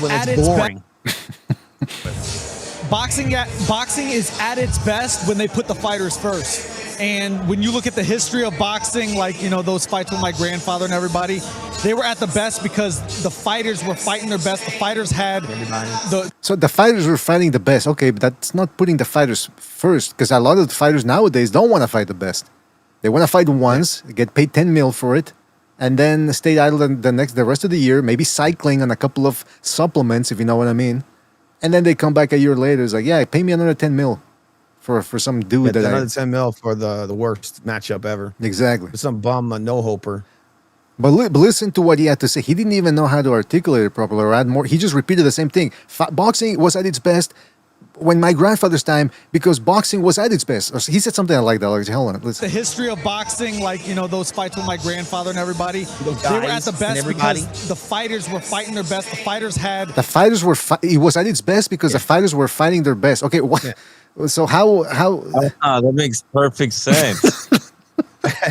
The fighters are fighting the best. Well, actually, if they fight the best, that means they're more dangerous. I mean, that's what we have to get this out to these guys. We have to tell you. That's the guys, message. you're not fighting your best. But that's what Zuffa's trying to do. They're trying to make these guys fight the best. No, but they no. But they gotta be fighting their best though. They fight who they best every time. They gotta best their best so that they can be at their best. I mean, what is this dude talking about? He didn't even go prepared. It's almost like when he went to the Senate too, or Congress, or whatever it was, to speak. He just didn't. That's what I heard. I don't know. I forget exactly what he said, but boxing's at its best when it's the best. my grandfather was the best. Okay, but he doesn't even sound like that. Wait, why are you adding the accent though? You got to do it with the Connecticut School of Broadcasting voice, because that's how he sounds. He doesn't. He's not talking with a jive. Boxing was at its best when the fighters were fighting their best, and the other guys. What do you say? My grandfather. When everyone was best. Boxing was at its best. They were fighting best. When my now he really sounds like this. FUTV, when you talk like that, you push your Adam Apple all the way down, or what? What do you do? How do you make that voice, bro? Boxing was at its best.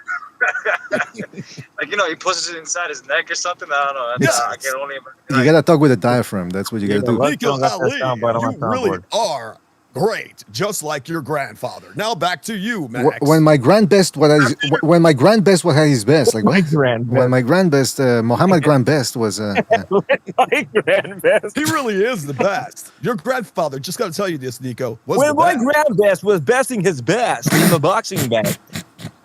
He really does sound like that. If your granddad was so best, why didn't he rematch Foreman?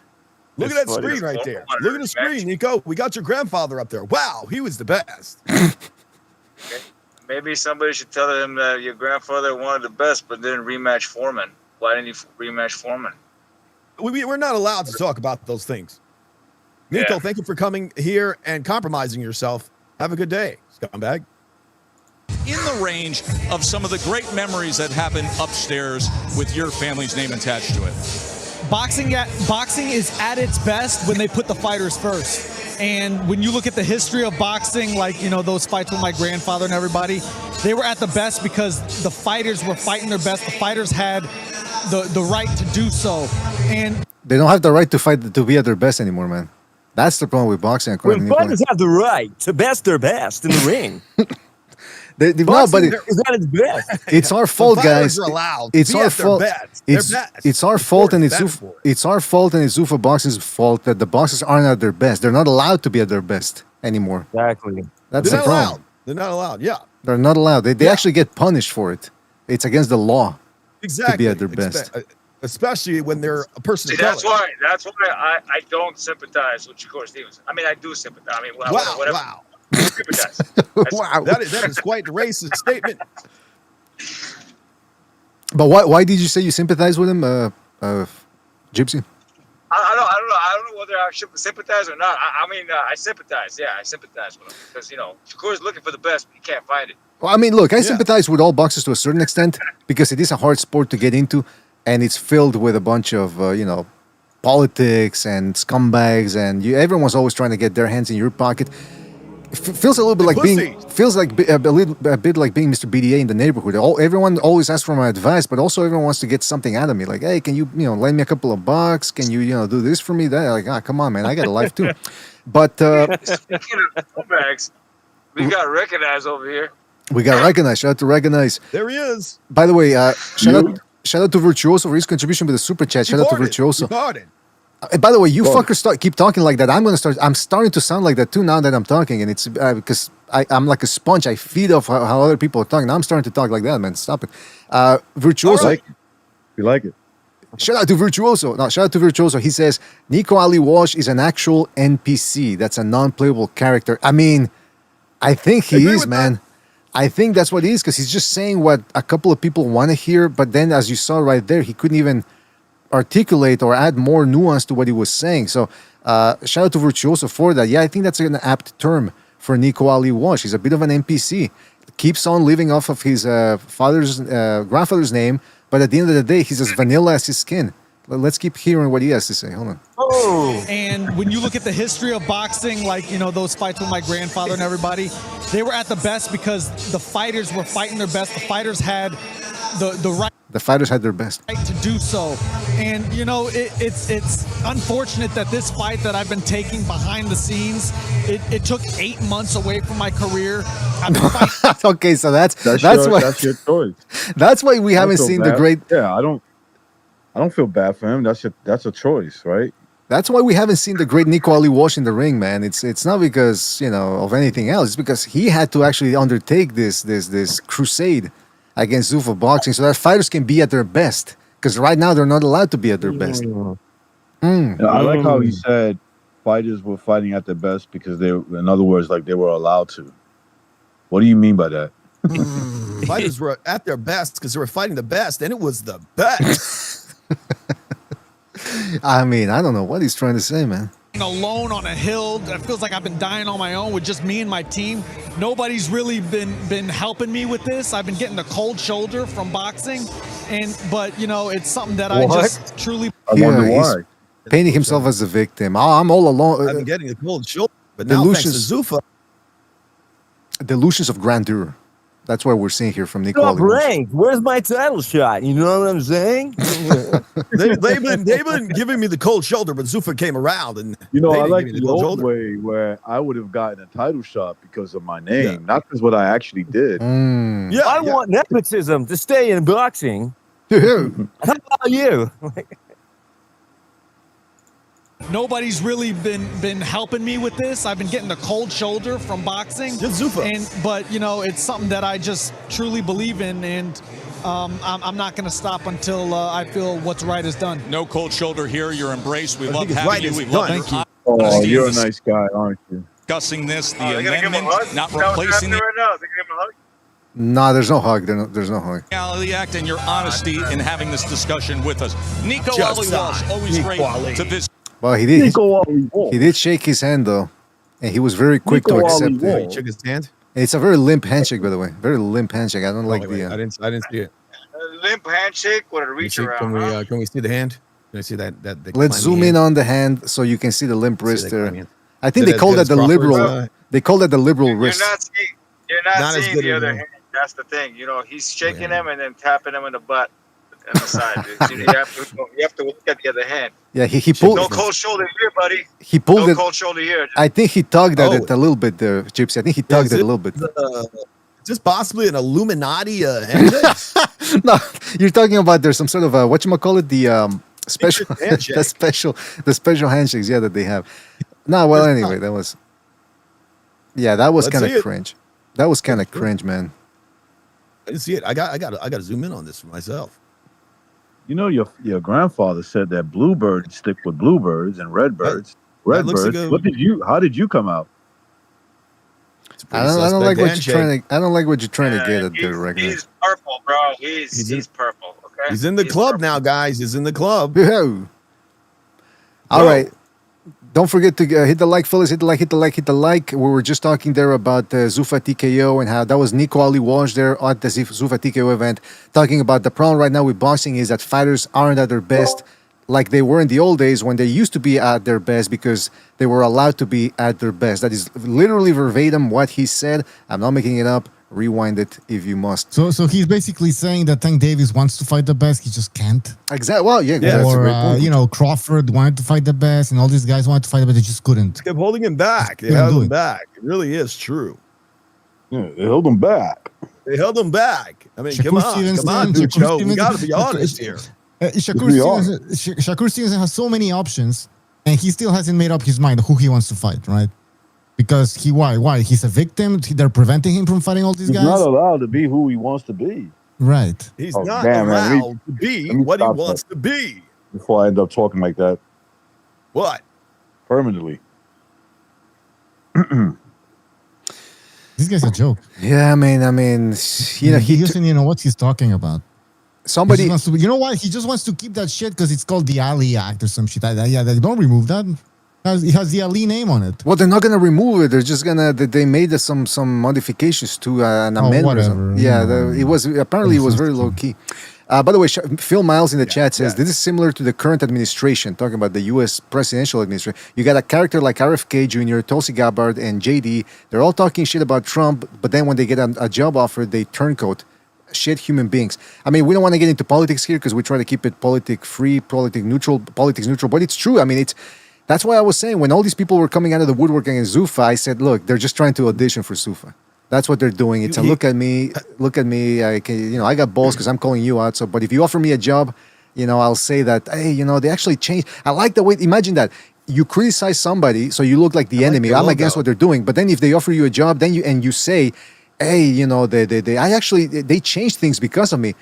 Yeah. They think that the people are going to look at it and they go, oh, so now they're actually the good guys because the guy who was against them now is with them. Nah, a lot of people are shitting on Nick Walsh. And he didn't even really do anything bad other than showing up. But what I'm saying is he didn't articulate properly what he wanted to, his own argument. Didn't do a good job. He's like, I don't want you to change it because my grandfather's name is on it. I don't want it changed. That's it. I mean, could have pretty much. That's all he said. When he went to court, that's kind of what he said. It's the Ali Act, man. You can't change the Ali Act. It's Ali, baby. It's the Ali Act. Do you not get it? It's already at Ali. It's the Ali Act. It's at its best already because it's been allowed to be at its best, and it used to be at its best, and it's not going to be at its best anymore. Well, look, it's at its best, guys. It's at its best, but it could be better. Hey, speaking of being at your best, let's get into a little bit of heavyweight boxing. Then we got to get to the Rolando Rolly Romero versus Teofimo Lopez sit down that they had. They made it into the Versace temple, although I think Romero had already been initiated into the Versace rites before that. He'd already been through the initiation, so it's not the first time, but it's an interesting one for sure. We got to listen to it. Also, let's get into a little heavyweight boxing because we got Gypsy here, we got Recognized, and I know some of those dudes weren't here to talk about. Did I just say dudes? Some of these guys weren't actually there for the Fury Joshua thing and all that. And there's been some new developments in regards to the Joshua Prenga fight that turned out to be very difficult for Joshua. Now I can't play you the clip. Hopefully the audio doesn't get us copyrighted either, but because there's some music in the background. But this is Joshua in between rounds being cornered by Usyk's cornerman during the Prenga fight, and listen to what they're telling him. Good. Okay, so I'm gonna fast forward a little bit, but they're asking him, "How were you feeling?" And he goes, "Good." And he goes, "You're not listening. You don't listen." He's saying, "You don't listen. You don't listen." And then he goes, Listen, brother. You warrior. He's saying, "Brother, you warrior. You stay." They're saying, Stay in the ring, please. "You stay in the ring, please." That's what they're telling him. Ring, please. You not go down. Listen to me. You need fire. You not go down. You need fire. They're telling him. You need fire. Please. You fire. We need fire. He says, "Please. We need fire. Real fire." Please. And then he said at the end, "Please" again. So that's the type of advice that we're giving him in there, guys. Is that Teo Senior level type of advice in the corner? Oh, is that Usyk?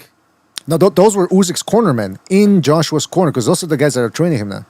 I don't think Usyk's boyfriends telling them, "Hey, man, Gypsy has to. You're not looking so good, buddy. You're not looking so good. Your chin is deteriorated."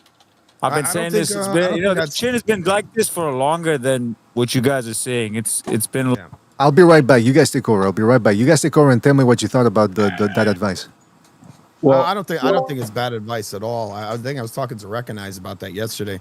That this guy fights better when he's coming forward at you. Right? He needs to get you quick.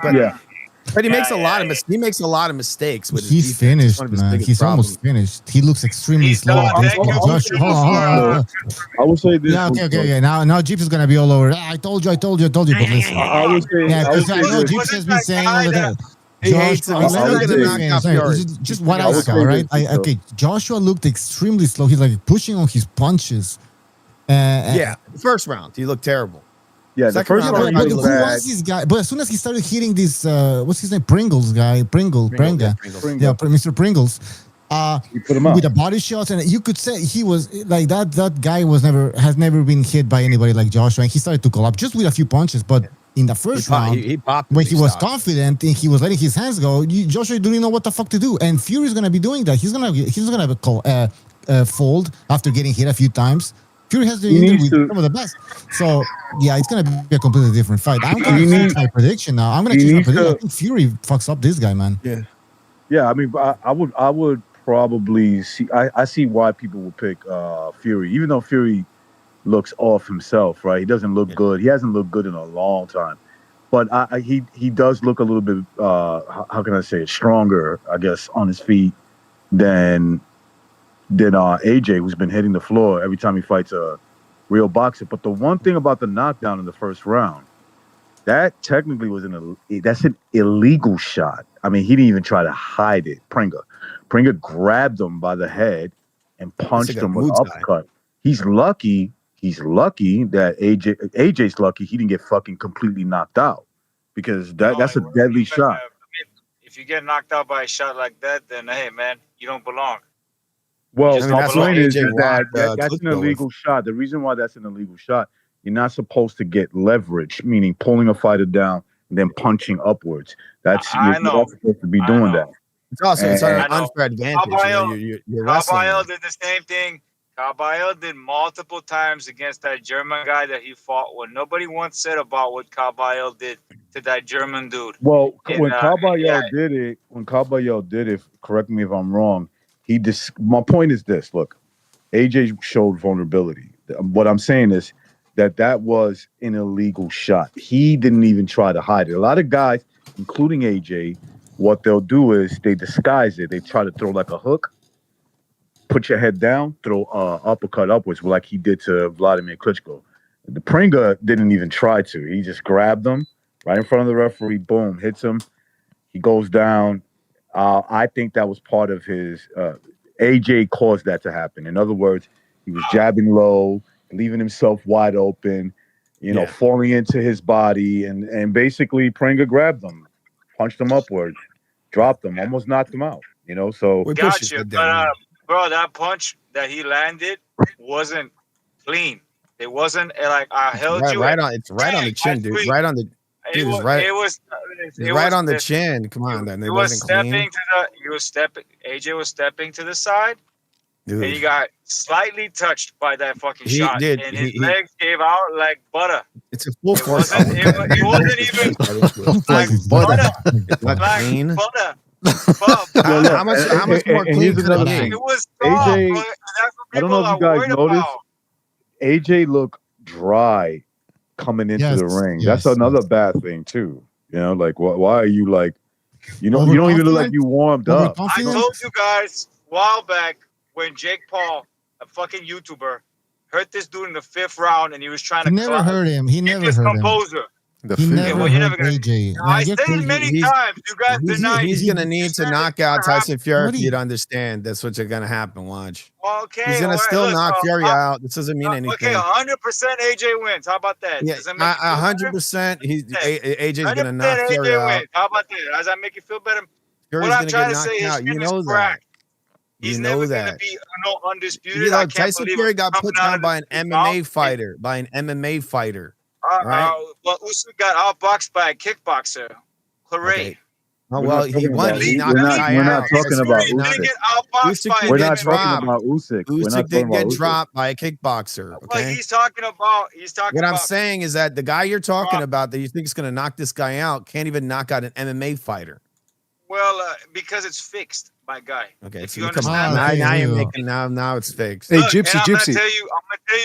I'm gonna tell you both fights with Fury and Wack. Fury couldn't even knock down a mummy. AJ and Prenga were both fixed fights, but the only difference is that Prenga was. If it was a real fight, Prenga would have knocked out AJ. Oh, if it's a real, I mean, look, Fury, that right hand he hit him with looked like a real. Walk That right hand looked like a real right hand that Prenga ate. The only difference is that, and that was pretty evident to a lot of people that watched it. Pretty evident because the guy Prenga, he's known to knock out his opponents in the 2nd round. You're just admitting. So you're admitting he can punch. He never fought anybody. I've never said hold on. First of all, Prenga never fought anybody. Prenga never. Jesus Christ! And I'm crossing my nuts and my balls and my fucking fingers and shit that this fool doesn't get KO'd by Prenga, because he would get KO'd by Prenga. Crossing I your don't want him balls? to get KO left finger. All right, Yeah, crossing my listen. balls. I said that to fucking recognize. I'm crossing my balls. I'm crossing my fingers and everything. I hope he doesn't get knocked out. I don't like you referring that to me. I don't like you referring that to me, please. I don't. I'm not trying to Keep me refer out- it to keep you. me I'm out just of saying. this. I'm just Keep me saying. out of this. Oh yeah, you can stay You're out. getting a little Little too bit. into Like, Tyson who Fury was here. this Prenga guy? Looked you could tell this guy was a bum. Like, he only had power because No, as soon I as he know, started getting you know, touched up, he Bum. collapsed. As soon as he started getting touched up, just a little bit by Joshua, he just collapsed, man. Yeah. He I folded. believe know that that- he was That's a told. why- I bum. believe That he was is a told bum, not to man. do But so. look, that's what he was there for. That's the Well, thing. yeah, That was his exactly. purpose. Yeah. But his I purpose. was surprised that he managed to hurt AJ. That wasn't But- supposed to happen, Yeah, but right? you're admitting he Two could times. punch. 2 times He could dropped punch. by a bump. He No, pulled AJ the can guy. punch. I know. Look, Fool, you he know, I illegally- picked AJ to beat I Fury. understand. That was my prediction. I Remember, I understand. was Look- with you, but now I'm like, okay, I don't know. You know, But what I'm saying is, look, the guy grabbed the dude. That guy was strong as hell because he pushed his head down, big uppercut, and then he Sure. literally picked him up and threw him on the floor. Remember that? yeah. He just How grabbed him and strong threw him were on the ground. Armadillo, Like he's and strong. AJ, He's AJ's not a strong, small guy. you know. What I'm How saying is strong- that this guy. Wait up, man. The guy's coming back at almost a 2-year layoff. He got caught cold very beginning of the fight and ate that uppercut, and that was not a small. That was an uppercut from a guy built like a bear. So what I'm saying is, and that's not to say AJ's like the greatest fighter ever lived, and maybe his chin probably is a little deteriorated. But I wouldn't put so much into that to say that he can't beat Tyson Fury. No, he 'cause can. Okay. Maybe I'm exaggerating that he has. I never say he has no chance. I'm picking Fury now, but of course AJ can punch. We know that he can hurt. Fury has been down. You know, Ngannou dropped him. 100% But also AJ Fury. But wins. hold on, Gypsy, before you started yelling, Fury can punch as well. You know, I mean, sure, he didn't stop they don't Ngannou, realize but you know, let's remember that uppercut he landed But it's not against that Dylan AJ. White. It's not that He AJ punches level of power. enough, man. It's enough to hurt somebody like Fury. AJ. enough You to guys don't. conquer- No, wait, you don't think Fury can hurt AJ? You think it's unlikely? Oh, I think he could. I think he could, but he's going to have to go through AJ's power, and I think Fury's chin is actually suspect. I think he's got a very suspect chin. Bro, yeah, he got hit by he got knocked around like a pinball by Usyk. How many times did Usyk do that to AJ? He didn't knock him around like a pinball. Listen, He didn't even listen, knock calm him down. That is true. That is true. You know that first fight. With Usyk was a fake fixed. fight. You know that, right? Okay, yeah. You know Okay, that but They're all man, fixed. You know, They're all he fixed. clearly said that if I wanted to, I would have knocked him out, but I had to knock Okay. him out. That's his words. Dude, That's Usyk Usyk's was words. saying Word for prayers. word, that's Usyk exactly was- what he dude, said.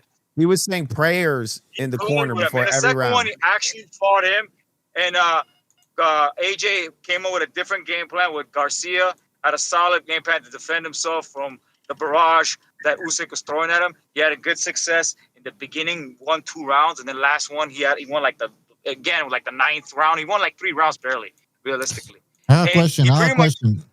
Survived against Usyk the second time. He's not the better boxer. You know why his chin is deteriorated the way it's been deteriorated? Because his Why? defense sucks ass. His defense sucks ass. Well, can I? Well, you think Fury has good defense? Gypsy, do you see how Fury got caught when in that first fight against Usyk? Is that good defense?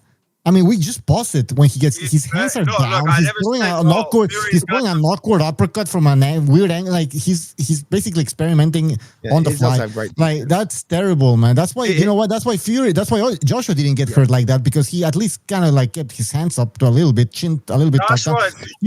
Fury's like fucking going all wild and goofy. He did stiff arms. Yeah, he's stiff a wild, arms versus goofy Usyk. guy. Look, he did Fury's a stiff wild, arms, goofy guy. dude. Look. He did stiff arms, remember? Through the entire both Usyk fights. That's not going to work on AJ. He does that stiff arm, he's going to sleep. AJ's He's just gone, going to throw the bro. right hand He's right a over. big guy, yeah. Yeah, long guy. For you. He's going to throw that Long, right that's what I'm hand trying to right say. over. Yeah, long guy. Yeah. AJ's gone, bro. Oh, Nothing dude, works that on guy, AJ. that old man that Fury fought the other day, he was nailing Fury with big right hands, and because he was posting again, like he did versus Usyk with the stiff All right, arm. BJ. That does not work. Versus guys who got read. All right. I have a question. A question for Gypsy. Stop yelling. Hey, Gypsy, Calm down, elaborate. Gypsy. What the hell? Gypsy, calm down. A little Yeah, parliamentary yeah, procedure, yeah. please. Guys, I have a question. Now, if Tyson Fury, do you guys think after watching this AJ performance, does he have more confidence now, or go like, oh, I'm gonna take this guy out? Yeah, he does. I Okay, believe so he is does. he gonna go into that fight overconfident? Because we've seen Fury do this against Ngannou. I think he was overconfident. He might go a little overconfident, and if he gets nailed by a guy like AJ, not like Ngannou, like AJ, that might be big trouble for him. So he better treat AJ as if AJ's coming in there at his very best at this point of his career. Because I'm telling you, Fury does not look good in fights. He looks like he's ready. Put the right opponent in there, he's going. Shit. Yeah, if I may interject, I think both guys have. If I may interject, both guys. It's a heavyweight division. Both guys have power, man. Both guys have power. AJ, I would argue that AJ has better or a superior punch for punch. I think he's a superior puncher, but this is a heavyweight division, and it's not just about who has a better punch. You know, for a long time, AJ fans were making fun of Fury about how he looked bad against Ngannou and how he got dropped by bombs. They have to admit now, AJ got dropped by a guy. I hate to use the word bomb, but he was a very low par, subpar opponent. Now, I want to ask Gypsy something though. Gypsy, what does this face tell you here? This is after the fight, by the way. What does this look convey? Gypsy. All right. Anyway, Gypsy's muted. He looks like he's been hanging out with Usyk too much because that's like an Usyk face. Usyk does that. AJ, please fight back, please. You got the fire, please. Go down. Go down. But I wanted to. Bad signal right now. Okay. Then forget about it. But I wanted to say this. Then I wanted to say this because we were talking about how some of the rumors started swirling that a lot of people on Twitter were saying, "Hey, how come Prenga stopped throwing shots? He was doing well. All of a sudden, he stops throwing. What's up with that?" Yeah. Well, I said, look, I don't know, man. I believe that there are fights that are fixed or that some fighters take dives, but I didn't really know what to make of it. And then this happened. This is a special development here. Just took place earlier today. We got reports that Prenga has signed with Matchroom.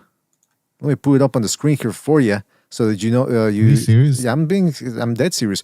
Check this out. It says here, this is from Boxing King Media. Eddie Hearn confirms that he has signed Christian Prenga. Speaking after the fight, Eddie Hearn confirmed that Christian Prenga will be back in the UK on a Matchroom card very, very soon. Hearn said he's worked with the Albanian fighters before, and he knows the incredible support they bring and believes Prenga has a bright future. And then check out the comments here, right off the bat. The payoff. He's a good boy to not KO the current cash cow. Then another guy goes, now it makes sense that he stopped punching in the first round. Then another says, LOL, payment for letting AJ the cash cow win, so the Fury fight is still on. What a corrupt sport boxing is. Well, I thought boxing is at its best when you let it be at its best, because it used to be at its best, according to Nico Ali Walsh. Then somebody says, where are all the people that complained and said, why would Prenga agree to fix the fight? Where are they now? Because this is exactly what cutting a deal looks like. And then he goes on and on. Guys, what do you think about all of this? You're just giving Gypsy some ammunition here. I mean, maybe it makes sense. Why wouldn't he sign? Hold on. Why wouldn't he sign Prenga? Why wouldn't he sign Prenga? Why wouldn't he sign Prenga? Why not? People know him. He has power. Yeah, and he hurt AJ. He just hurt a superstar. He hurt AJ. He has power. You have Aitama in there. Well, he's Queensberry. But you know what I mean? There's a lot of British heavyweights, and you can use Prenga to fight these guys. It's a logical signing. There's nothing weird there. I mean, it's logical. Well, we saw the last night. We saw the second round, and it didn't look like Prenga stopped punching. It looked like he was trying still to me when I watched it again. And this guy, AJ created that pocket there because initially in the first round, he was having success by jumping in and grabbing him, right? And then he'd throw that uppercut off of that. And he landed one overhand right. But in the second round, AJ created space. And he wasn't making that same mistake where he would kind of just kneel down and just touch him to the body and then come straight up with his hands down. Second round, he had a high guard. And he was just shooting the jab and touch, right hand. Real basic. So, and then taking the step back. And again, Prenga started getting hit, and that's where everything changed. He started to go on the back foot. because he started getting hit. There's no conspiracy. He's no conspiracy there. Yeah, but he was still in the fight and he didn't give up. Or I don't know. I never saw this situation where he wasn't throwing anything. I mean, maybe near the end, obviously, but he's getting tagged. He's on the back foot. His whole demeanor changed as soon as he started getting hit. Well, he ate a That's big what shot. happened. There is no conspiracy there. I don't. It was a big right hand and it was a big right hook around his guard that put him to sleep. I don't know. I mean, boxing's so corrupt that people always think fights fucking corrupt. Yeah, I understand, but they signed him, so that means that that he threw the fight. No, come on, guys. Why did Tyson Fury decide not to televise his fight? He has no faith in himself, right? Well, I mean, like some shit. Rina, where did he fight? Thailand. He was in Thailand, and that's the thing. I think you guys are missing something here. You're missing the fact that he won the lady boys. You guys are missing. No, but seriously, you guys are missing something here. Some of the stuff you learn in Thailand is the type of stuff you can't learn anywhere else. I think Tyson's been learning a couple of new tricks, and we heard that from him. He's been doing it. He's been doing a couple of new tricks. Well, that's what I'm getting at here. We talked about the post-training bath that he takes when he's got 4 men robbing him down. And this is from the same account, by the way. This is from Boxing King Media. I think they're the ones that made this video, and the music selection too, you must admit, is quite apropos. This is what he had to say. Check out what Fury had to say about in regards to that special Thai post-training massage. I've got to ask you about this human car wash that I've seen you going through a few times. They don't do that in the UK. Any good? Pretty good. At first, you're like 4 men rubbing me down with oil and soap in the shower on the floor. 3/4 naked, just in me underpants. Look, they cleaned his crack out. They cleaned his crack. Oh God! Is that a power wash? A lot of soap in there. They just I hope it's pressure washed his ass crack. They gave him a double reach around. I hope it's so. It looks like those. It looks like those videos on YouTube where they clean carpets. Hey, Gypsy, Gypsy, how do you feel about your man's going to sideline and getting rubbed down by 4 men in the shower? How do you feel about that? I got no problems with it. How about you? Oh, I know. I mean, AJ's been getting pegged by somebody. AJ's pressure washing.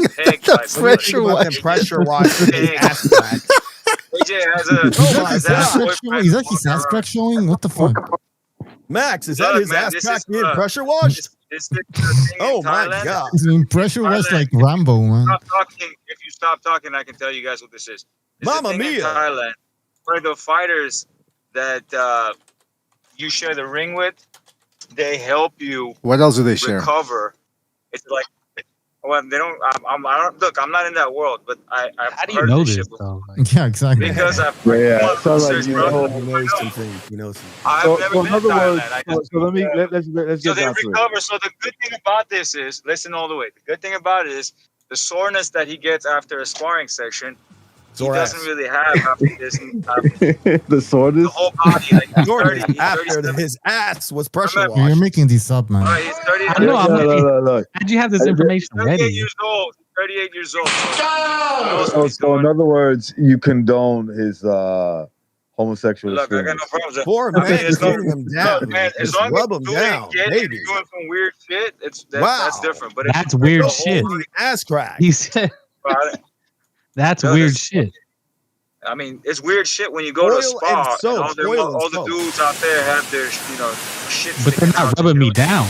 Did they test his oil? Bro, this is a tradition. If it helps him recover, not a tradition. I know. I don't know. Helps him recover. That's a thing. Look it up. It's a thing. Did you look it up? Is that where you got this? Yeah. Muay Thai thing. I thought it was He's weird recovering too. from heterosexuality. Yeah, your AJ boy has been pegged. Has literally been pegged. Look at this man. 4 men scrubbing him down. Him. Ass crack. I mean, okay, whatever. Feel good. The ass crack is AJ being oiled. Anyways, you're making me come. Yeah, they told him so he doesn't feel and stiff when the shit out of your boy. They fall in love. This is supposed to make him stiff, is what you said? I think Fury hasn't been the same since he lost to Usyk, man. Realistically, that's what it is, man. I get it, bro. Like, okay, well, let's keep. Let's hear it from him. He's rambling. Let's the man has been 3/4 naked, just in my underpants. Soap in the shower. Power washing his on the ass. floor. 3/4 naked, just in my underpants. It's like new. But then you're like, I'm really into this. I'm really into this. I'm really into this. God. I'm really into this. Oh my, he's aroused. My I really God. know. He was really into it, Gypsy. Special. Like I have it done every day now. 5 days a week. I have it done He every likes day those now, little 5 days Asian a week. hands I all have over it done my every body. day, 5 days a week. I have it done every day now, 5 days a week. Oh my God. Unbelievable. I look forward to it. But apparently over here it's it. But apparently I look forward to it. Look forward to it. He's getting Unbelievable. I oiled look down, forward to it. Gypsy, by 4 men every Unbelievable. I day. look forward to it. Unbelievable. I look forward to it. But apparently over here it's a tradition where the little hands. the younger fighters. Little hands. Those little hands get into nooks and crannies. Crevices. He loves the crevices. Oh, I think he got hey Gypsy, I have a feeling I have a feeling mentality you can't I have a feeling Fury's never coming back, bro. I have a feeling that's it, man. Where's that Tommy Hearns massage, man? He doesn't. He's joined the LGBTQ. It's official. For more fights after he gets a little spanking lesson to your favorite boy. He's struggling with his sexuality, Gypsy. Even if he fights Usyk, I believe he's going to fight. He's going to continue fighting, and you know, you believe a man, Gypsy. Look at this. Look at this man's got a taste for the rubbing of the Thailand men. Well, let's see what people in the chat have to say. Well, let's see. Thing in Tel Aviv. Oh, look, he says he's getting rubbed Tel down Aviv. 5 days a week. He's getting rubbed down 5 days a week. Okay. Let me. Let me read a couple of. Let's see what people in the chat are saying. Let's give them a voice. Two Matador says they had him oiled up with KY jelly. Whoa. Hannibal says, bruh. Remy says, boys and girls. Okay, I don't know what he's talking about. Hannibal says they put peanut butter on your cheeks. Snackford says, dude's getting golden showers in Thailand. Hannibal says, Fury's butt cheeks has on his back. Parokua says, Fury likes ladyboys, and Wilder said he should blow his grandpa. Errol Stevens says, Fury is a big ogre. Casamigo says, they interviewed a Thai man and they said Fury demanded they rub him down and film it. he demanded cameras. And SJW says, those Asian hands hit different. I mean, hey. True, it's true. Not just the women. Mamma mia. Mamma mia. Let's keep hearing what Fury has to say about this. The younger fighters. Look what that one's like a prime Justin Timberlake. Down. Or he's a Thai boxing champion or whatever he is. They all rub him down after the thing. It's like a cultural thing, so it's an honourable thing. For Jumping up and down on him? It's a cultural thing. He's like, and I love this culture, baby. Yo, listen. The more you play this, the more you play this, the worse it is for Tyson. It's culture.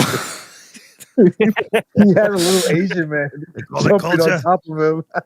Isn't that what they always say? No, we're supposed to kiss each other on the mouth as a greeting because it's a culture thing. Yeah. Wait. How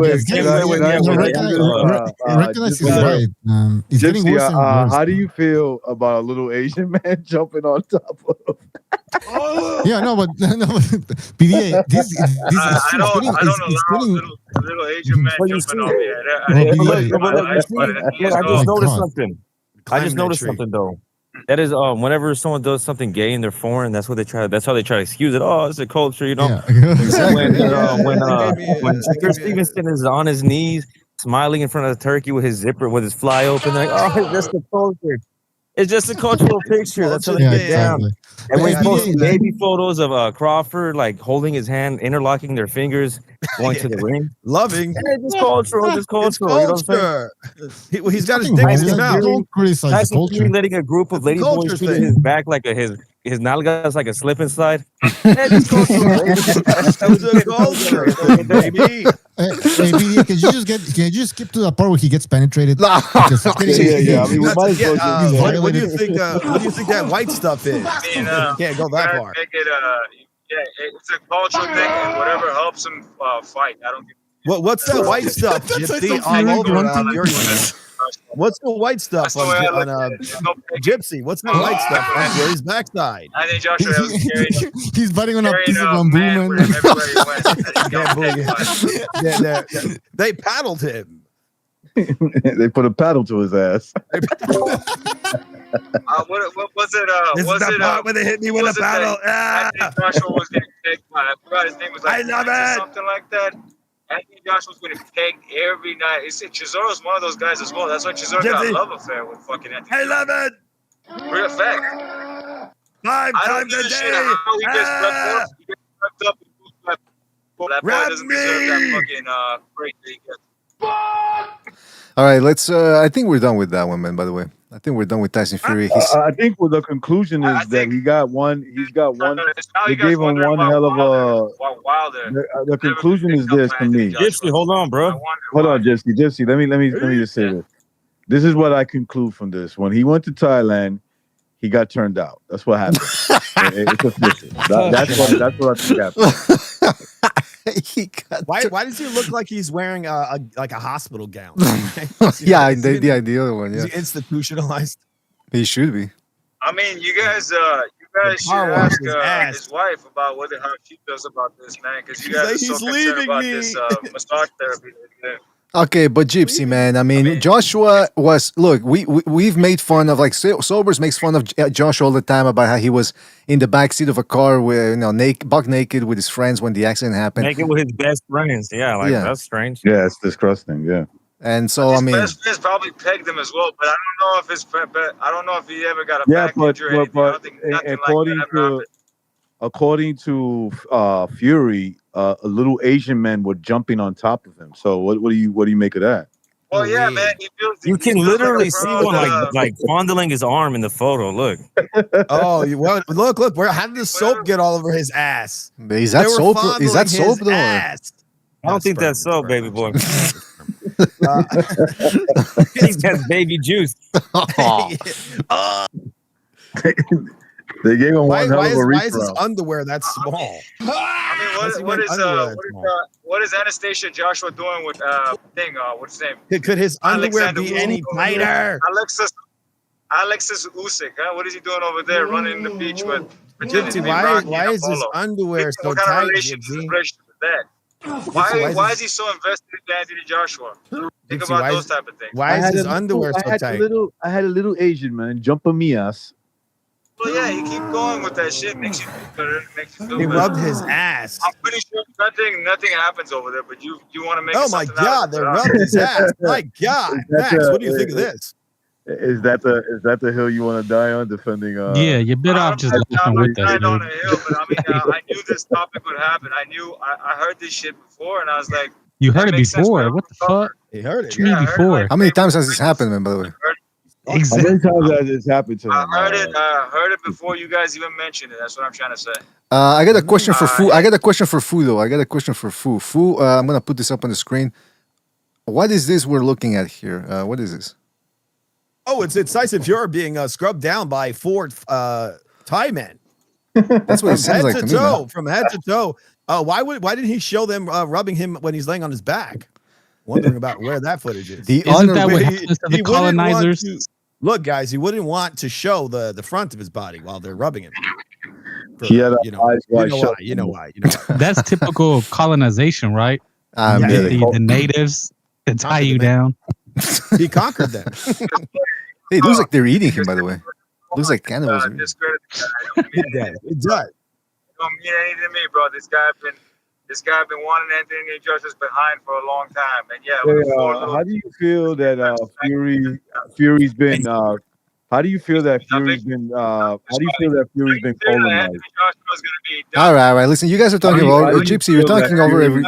How do you feel that Fury's been colonized? Never be the same. Never be the same.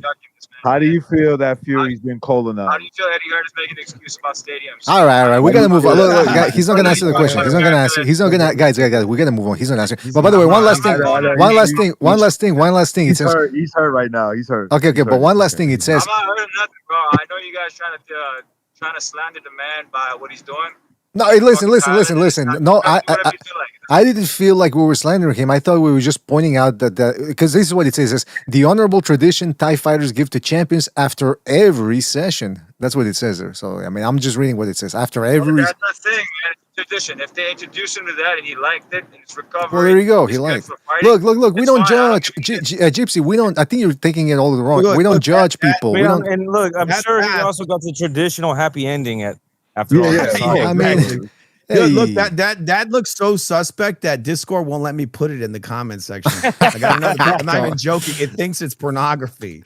All right. Well, listen, we're gonna move on from that. Look, BDA. Even the AI thinks it's suspect. You can't post that. You know He's what? covered in jizz. Exactly. I want to give an olive branch to Gypsy. Look, I really do believe it's tradition. Look, they gave him a massage, and then after that, they gave him an anal happy ending. I mean, there's nothing wrong with stuff like that. Like that's happy ending. It's traditional. If he paid a little bit extra, Yeah. It's Well, traditional. I know that's the dream. I know that what you guys desire, so you could. That's when they power wash a little closer to you know what. That's not what happened. All right, listen. I'll say this.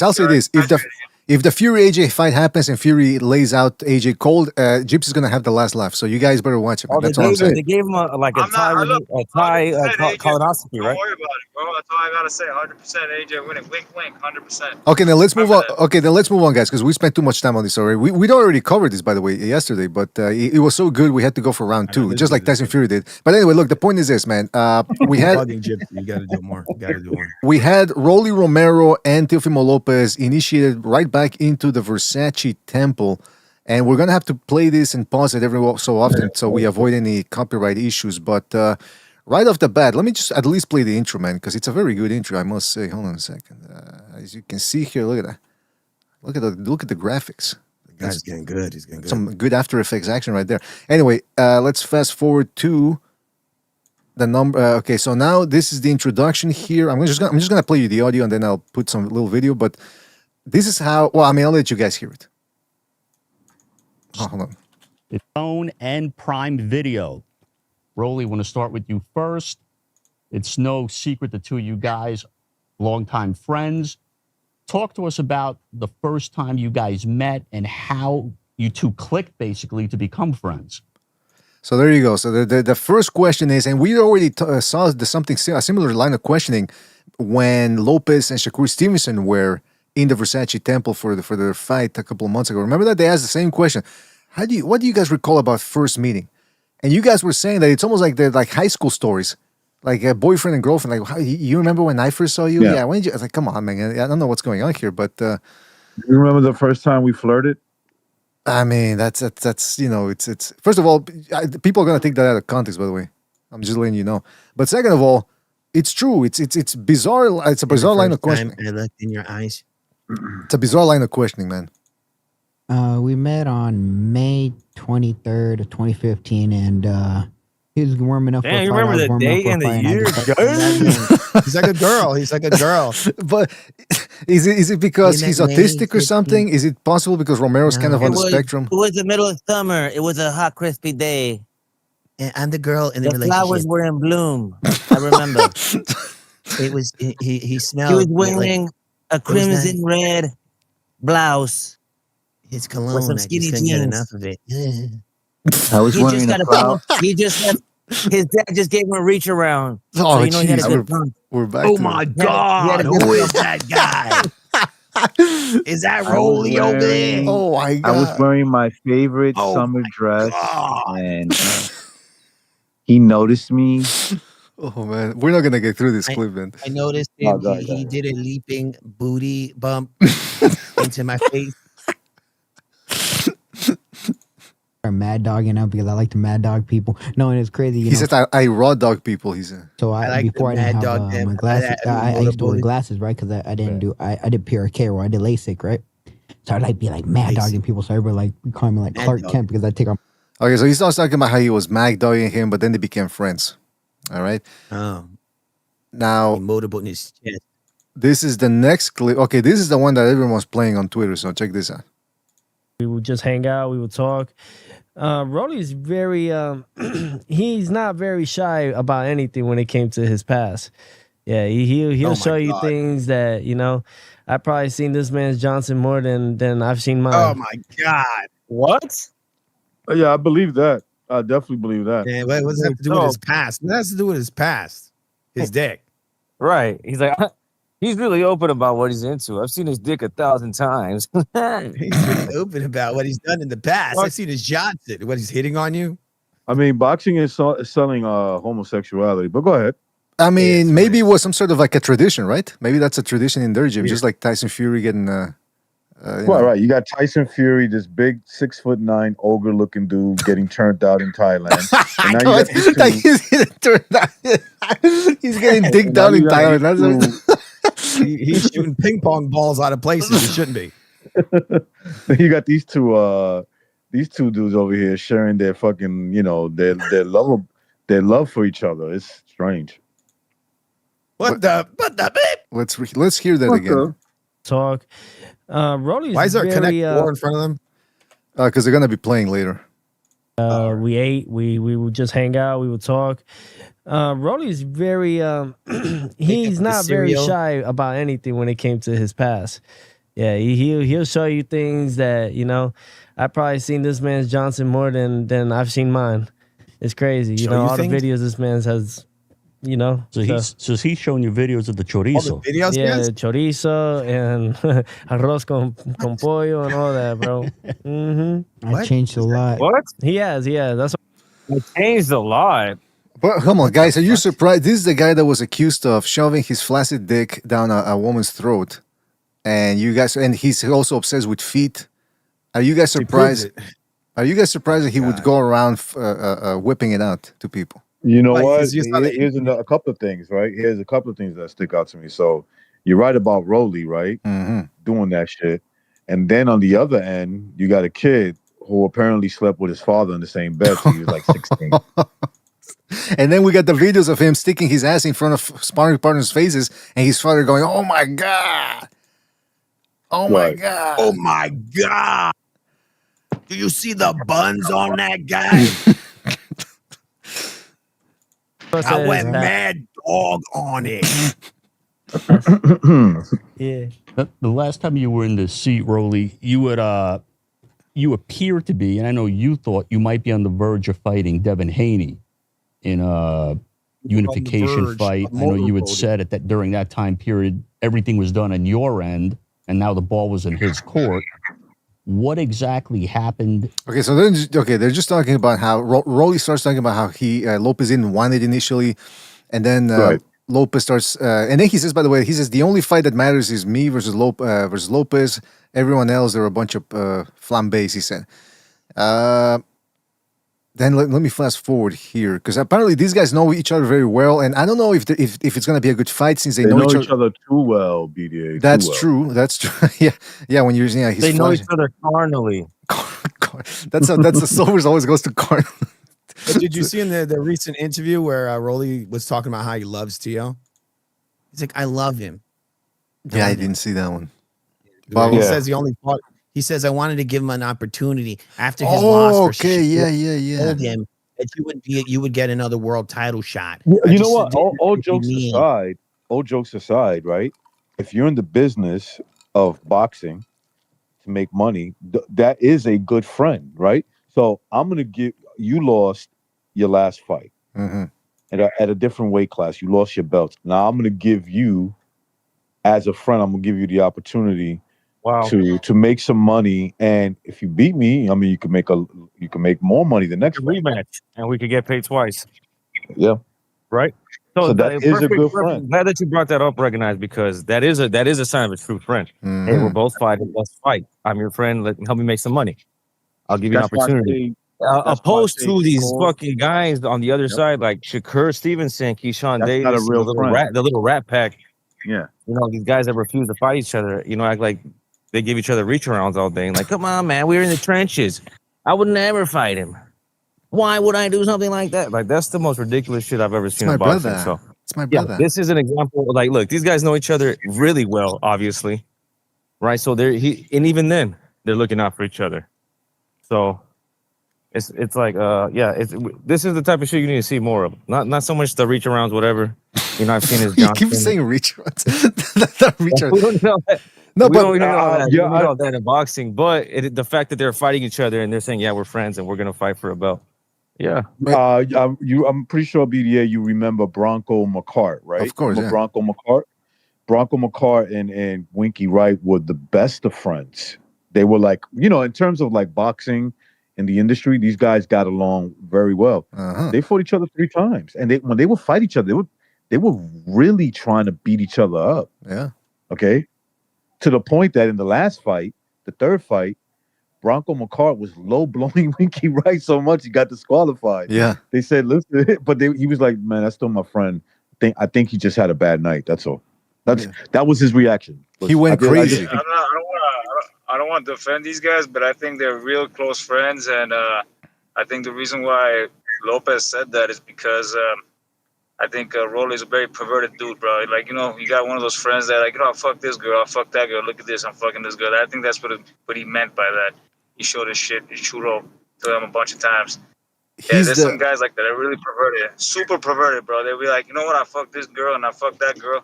Look at I'm fucking this bitch right now. Like, and he's one of those dudes. And I think he said he grown up. He's past it. I'm assuming that is. Sounds like me when I was younger. Yeah. Yeah. Well, I mean, what Jeeps is describing is a smell my fingers guy. That's what he's describing. Yeah. He's like one of those dudes. I had a guy like that in the army. Dude, that fool showed it. He pretty much said all kinds of weird shit. But showed it too. But he wasn't like, I wasn't really close with him. I was like, dude, I don't want to see that shit. But I wasn't really close with him like that. But he had the tendency to show it to anybody he thought he was close to, bro. It was weird as fuck. But I can only imagine Rolly's just as that, same type of individual.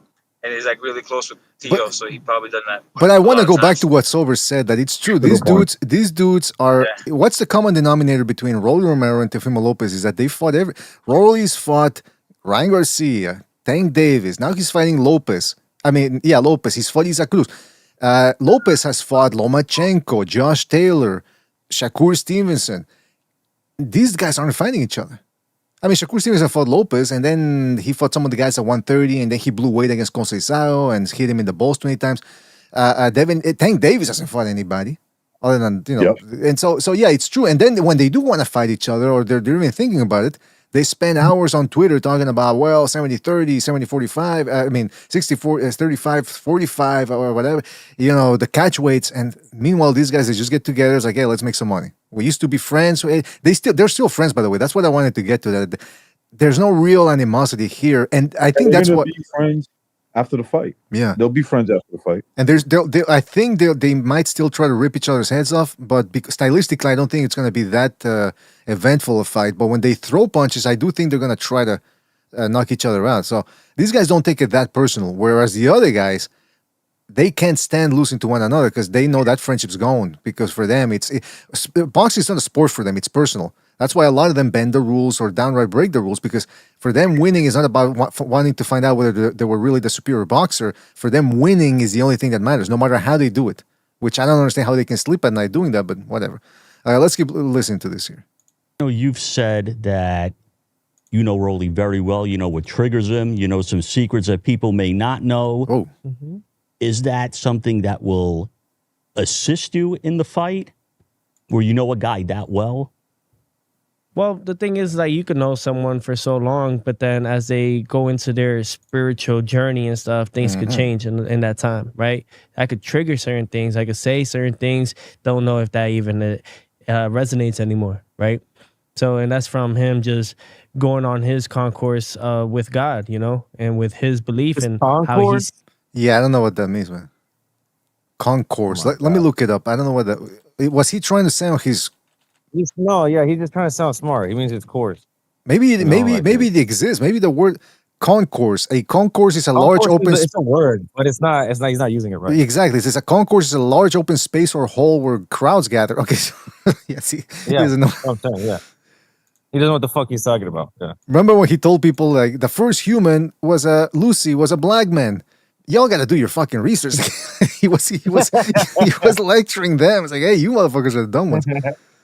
Let's keep hearing what he had to say here. Okay, no, well, so anyway, he tries to say that he could trigger Romero, or he could try to, but that it wouldn't necessarily work because Romero is a different person now. And Romero is actually going to go more in depth about his concourse with God. So we're going to get to hear that. But BDA, before you play that real quick, I don't ever want to hear Teofimo Lopez try to sound smart again. It's cringe. I think what he meant to say was concord, not concourse. Yeah, was he trying to say covenant, maybe? A covenant with God? I don't know. No, concord means like coming to peace. Okay. With, I guess God or yourself, whatever. He said concourse. No, that's not how you use that.